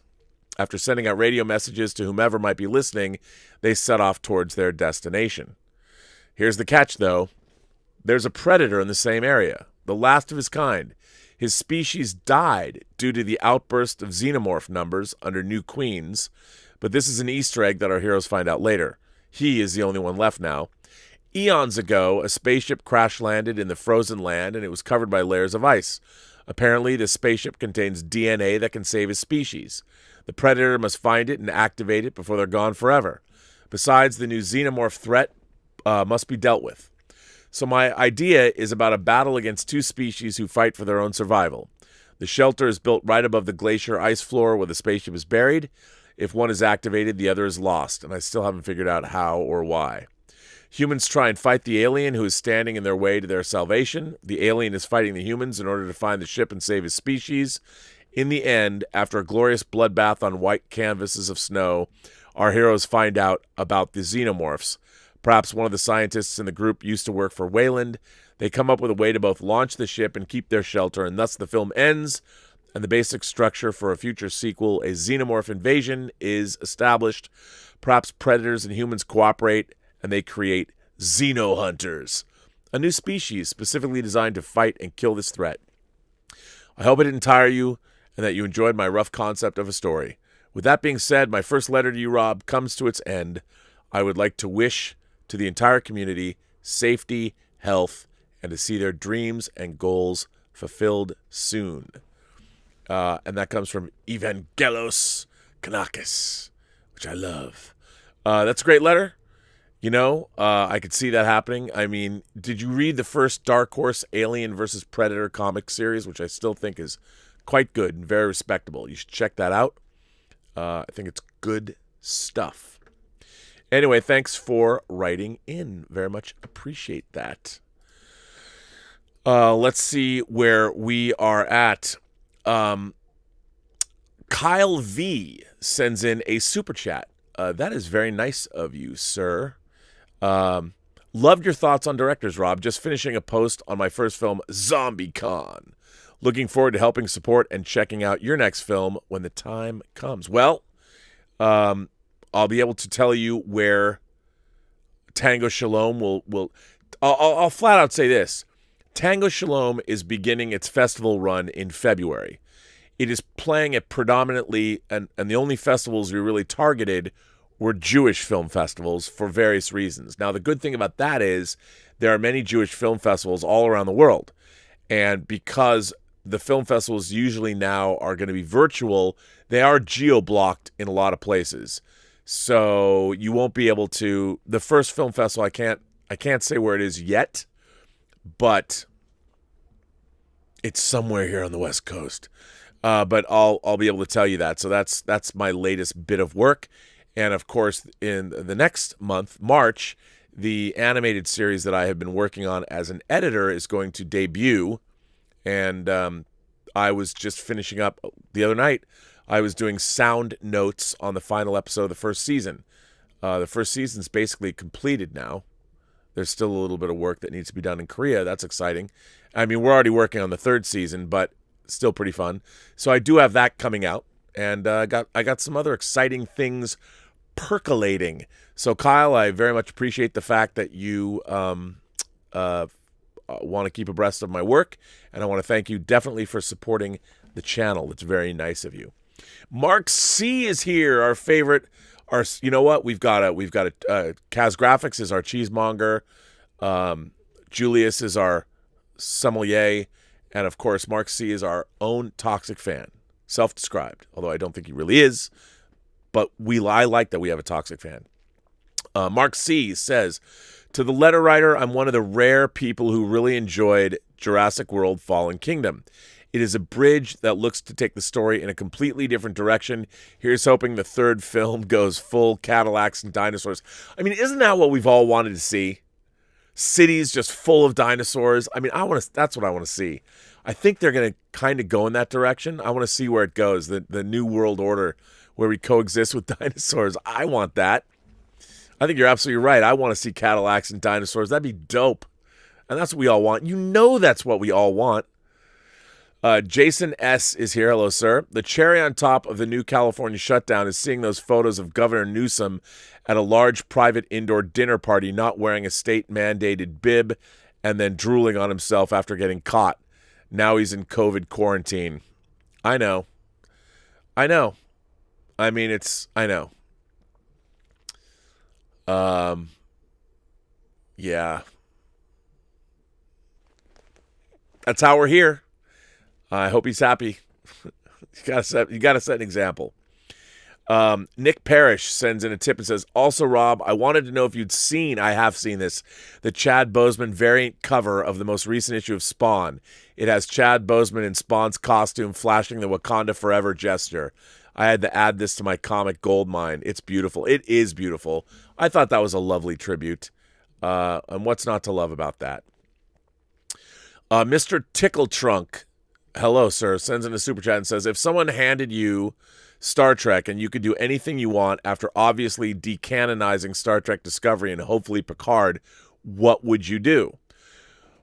Well, I've talked about the proposal, the idea that I had that writer Jeffrey Thorne fleshed out about.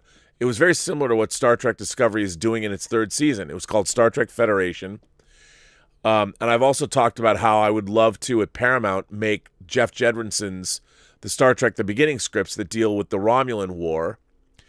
But, I think what I would like to do is go back to the kind of Star Trek storytelling that is ultimately, aspirational. I don't know if I would do something. I mean, I think going back and doing an Articles of Federation show about Federation politics, like The West Wing, could be really interesting. I think that would be great, because you could combine. I like the idea of Deep Space Nine, and going through it again, watching the show again has been a lot of fun. I like that idea, like doing a space version of The West Wing or something like that. But again, I liked the anthology nature of Star Trek itself, where you would have different kinds of stories. I would probably adapt more of a Enterprise aspect in doing like 3 and 4 episodes, or even two, 3 or 4 episode story arcs, and don't do a whole season long story, but something. I mean, I think what you really need to do is a new Star Trek show. I think should be, overall, there should be a thesis now, that it should actually be about something. And I think in that sense, that Star Trek Discovery is the idea that they want to help the Federation. But what's really interesting to me is, like, they want to find out what caused the burn. And my thought is, why does Michael Burnham think that if all of the people in the 32nd century haven't figured it all out? I mean, our admiral told us he had many theories, but that she has anything to offer. I think that whole idea is sort of, I mean, to me, what Discovery should be doing, if I was in charge of the show, rather than look for the source of the burn or whatever, I would be like, okay, you've got a galaxy in decline. Now, what happens when you have a galaxy that's been in decline for hundreds of years? You have a beaten and demoralized population throughout the galaxy. And here, our optimistic characters from the original series era, although they're not really optimistic, all the characters on the Discovery are assholes. But what if, they came in and the job that they were tasked with was literally to rebuild the Federation? And you basically, and you turn it into a metaphor for our world today. For instance, you have a lot of, like, you could do a whole series of episodes on all the Middle Eastern immigration to Europe, but do it in a space context and examine it from many different angles. Like, what do you do when people from war-torn planets are only looking to lead their lives and escape from tyranny or escape from the horrors of war, and what happens when they're coming to planets that don't necessarily want them or can't house them or whatever. I mean, do stories like that, and I think that kind of thing might be interesting. And then at the same time, you do regular Star Trek stories, but it's got to be something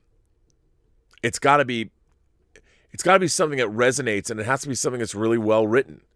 I mean, I'd like to get a Star Trek show that, I thought Michael Chabon would be doing some of that on Picard, but I mean, I thought that, again, Picard I thought was fundamentally flawed from the get-go, because they wanted Jean-Luc Picard to be like Professor X. It was Logan. And they wanted to turn him into, like, I'm writing books, I'm not really happy. I'm like, I never believed that was what Patrick Stewart wanted. That wasn't and that's how they attracted him to the part. They're like, oh, that's what he wants to play. But I think they could have done a show that was much more aspirational and introspective. I mean, you could have made, why couldn't Picard have been a character that, was having, why did he have to be the way he was? It felt very un-Picard to me. But yeah, I mean, I would do something that is ultimately aspirational. And I would also do something where people don't die in every episode, where you don't have the callousness, the massive loss of life in these new Star Trek shows. I know they want to make it to be action adventures and all that, but people don't just die. They get blown up or disintegrated. And the amazing violence on display in modern Star Trek, I think, is worrisome. Whatever happened to the sun setting? Why does everybody get killed? I mean, you would think that with a galaxy in collapse, here's something that one of the reasons I've always loved Dawn of the Dead, George Romero's Dawn of the Dead, and I don't have my discs yet. Sad. There's this great scene at the beginning where this priest comes in, and of this apartment tenement that has been assaulted, and the people in the apartment tenement, was it 107? The people of 107 will do what you wish now, or 106. This priest says, "When the dead walk, senors, when the dead walk, senores, we must stop the killing or lose the war." Well, I kind of feel that about Star Trek. You've got the galaxy is in decline, and I would think if nothing else, that life would be, the idea that life is somehow cheap in the Star Trek universe is something that I find very distasteful. And yeah, that's just me though. AZDC says, sends in a super chat and says, "I really enjoyed the Bond whining about movies. Great guests from the Post-Geek Singularity." Yes, Roberto Suarez and Claudius were great. Great conversations. I'm glad you enjoyed them. Julian Mushkin became a member of this channel. Thank you, Julian. I appreciate that. Very cool. Mark C is back. Mark C says, "A conversation I heard in an 80s comic book shop. Whispered, 'There's a girl in the shop. Don't look, don't look. We don't want to spook her. Bob, quit staring. Everyone, just act casual.'" Yeah, I'm telling you, that is exactly what it was like. It really was. Calvin here. Calvin Bose is here. "Why is it producers always take past franchises and make them darker? Is Perry Mason, Lost in Space, the Archies, why can't they not bring them back with the same spirit they had before?" Well, I think the modern Lost in Space does a pretty good job of threading that needle. It's updated it, but that's a really good family show. The Robinson family they really love one another and take care of one another. I think it's good.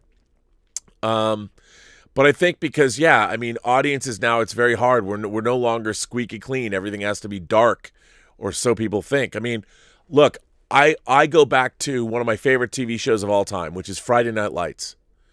Friday Night Lights is a show that is very human and very warm and very loving.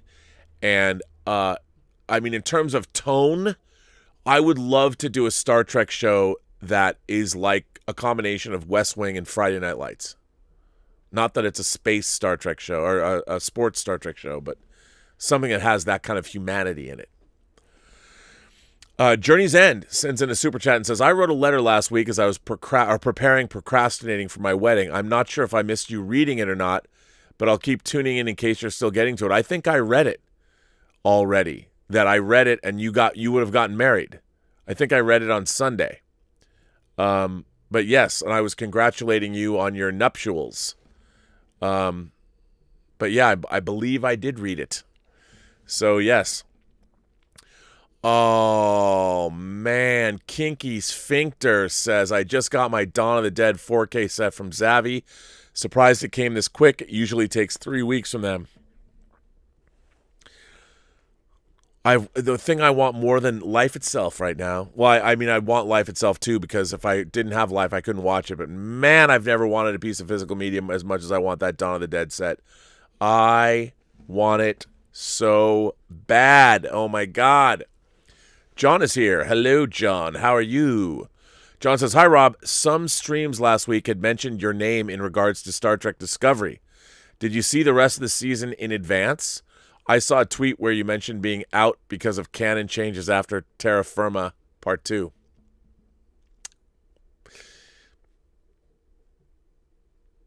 All I can say is I've said this before, but in the entertainment business, there's ways of seeing things and reading things, and yeah, I can't explain it, but there are ways. There are things. But yes, and I will say this. and I said this earlier in the show, there is, what has happened is a certain thing has been, in a way, restored to the way it was originally envisioned by its author.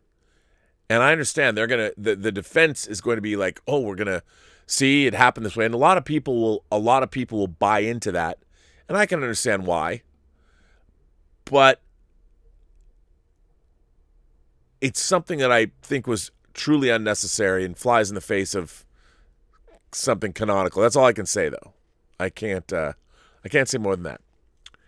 Oh my God, Kinky Sphincter says, which version do you recommend I watch first? First time seeing it. I'm glad it came in great condition. Good job, Zavi. Ooh. Okay, well, Kinky Sphincter, as you well know, probably, Dawn of the Dead is one of my favorite movies of all time. I will say this. It's over 40 years old now. And we live in a post-Walking Dead world where the effects used to bring zombies to life are incredibly sophisticated. All of the Walking Dead stuff is based on Dawn of the Dead. My favorite version of Dawn of the Dead, there are three. There is the can cut, the long version. There's the theatrical version, and there is the Argento version, because one of the producers of Dawn of the Dead was Dario Argento, and he had his own cut of the movie for European audiences. It's shorter. It has more violence. It uses more of Goblin's score. There's a lot of library music. Now, if you've never seen Dawn of the Dead, I would say that you have to prepare yourself to watch a film that was incredibly low budget. It was an incredibly low budget film, and at the time, no one had ever seen anything with its level of violence or that. Now, where zombies are so played out and par for the course, you have to really put yourself in the mindset. And I think films stand on their own, but you're going to think the color of blood is too red, that a lot of the zombies are unconvincing in terms of their makeup and all that. They don't have the computer assisted, be that as it said. One of the things that I've loved about Dawn of the Dead is the scope of it. It felt like you go on an adventure, a journey. And it was like reading a great horror novel. And when I first saw it, I saw it when I was too young to see it in the theater, but my dad snuck me in, and it left such an impression on me. But that's what you want to watch, I think, is the theatrical. The theatrical version is my preferred version of the movie. It was Romero's preferred version of the movie, but it's very interesting. I'll be curious. I'd love, after you watch it, to report back and tell me what you think, because the movie's on the downside of being a half century old, and it's incredibly influential. It's certainly in my life, I couldn't believe it. Nowadays, people are going to watch it for the first time, and I think there's something to be said. Movies get dated. I've said pop culture has a shelf life of 20 years, really, and this is over 20. It's twice that old, and I'll be very curious as a first-time viewer what you're going to think about the movie. Yeah, very curious. And on that note, ladies and gentlemen, boys and girls, gentle beings, however you identify across these 28 known galaxies, I want to say thank you once again for another great show. Thanks for sticking with me. Thank you for supporting the channel in many, many ways, whether you're sending me letters, whether you're sending me super chats and tips, or whether you send me just the love. By the way, I have a lot of letters here. I've got a lot of whining about movies letters. Let's Get Physical Media letters. I want to thank you for all of that. It's been great. And I want to remind everybody that we do have this new show, Let's Get Physical Media, that I'm doing with Dieter Bastian in Saarbrücken, Deutschland, that we are... So far, the episodes have been dropping on Fridays, but I'm trying to get them out before that. It's been so busy, and they're very labor-intensive from an editorial standpoint, so I'm going to try and get that done before Thanksgiving, hopefully Wednesday. I'm not going to be able to get it done by tomorrow, but you never know.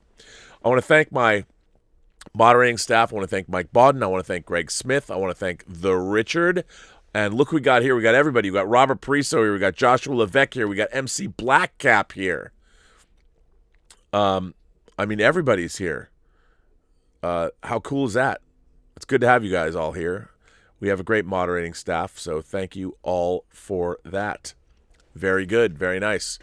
And remember, every person you meet has a story to tell that you have yet to hear. All you have to do is listen. And with that, I will be back on the John Campea Show tomorrow. I will be back here for whining about movies.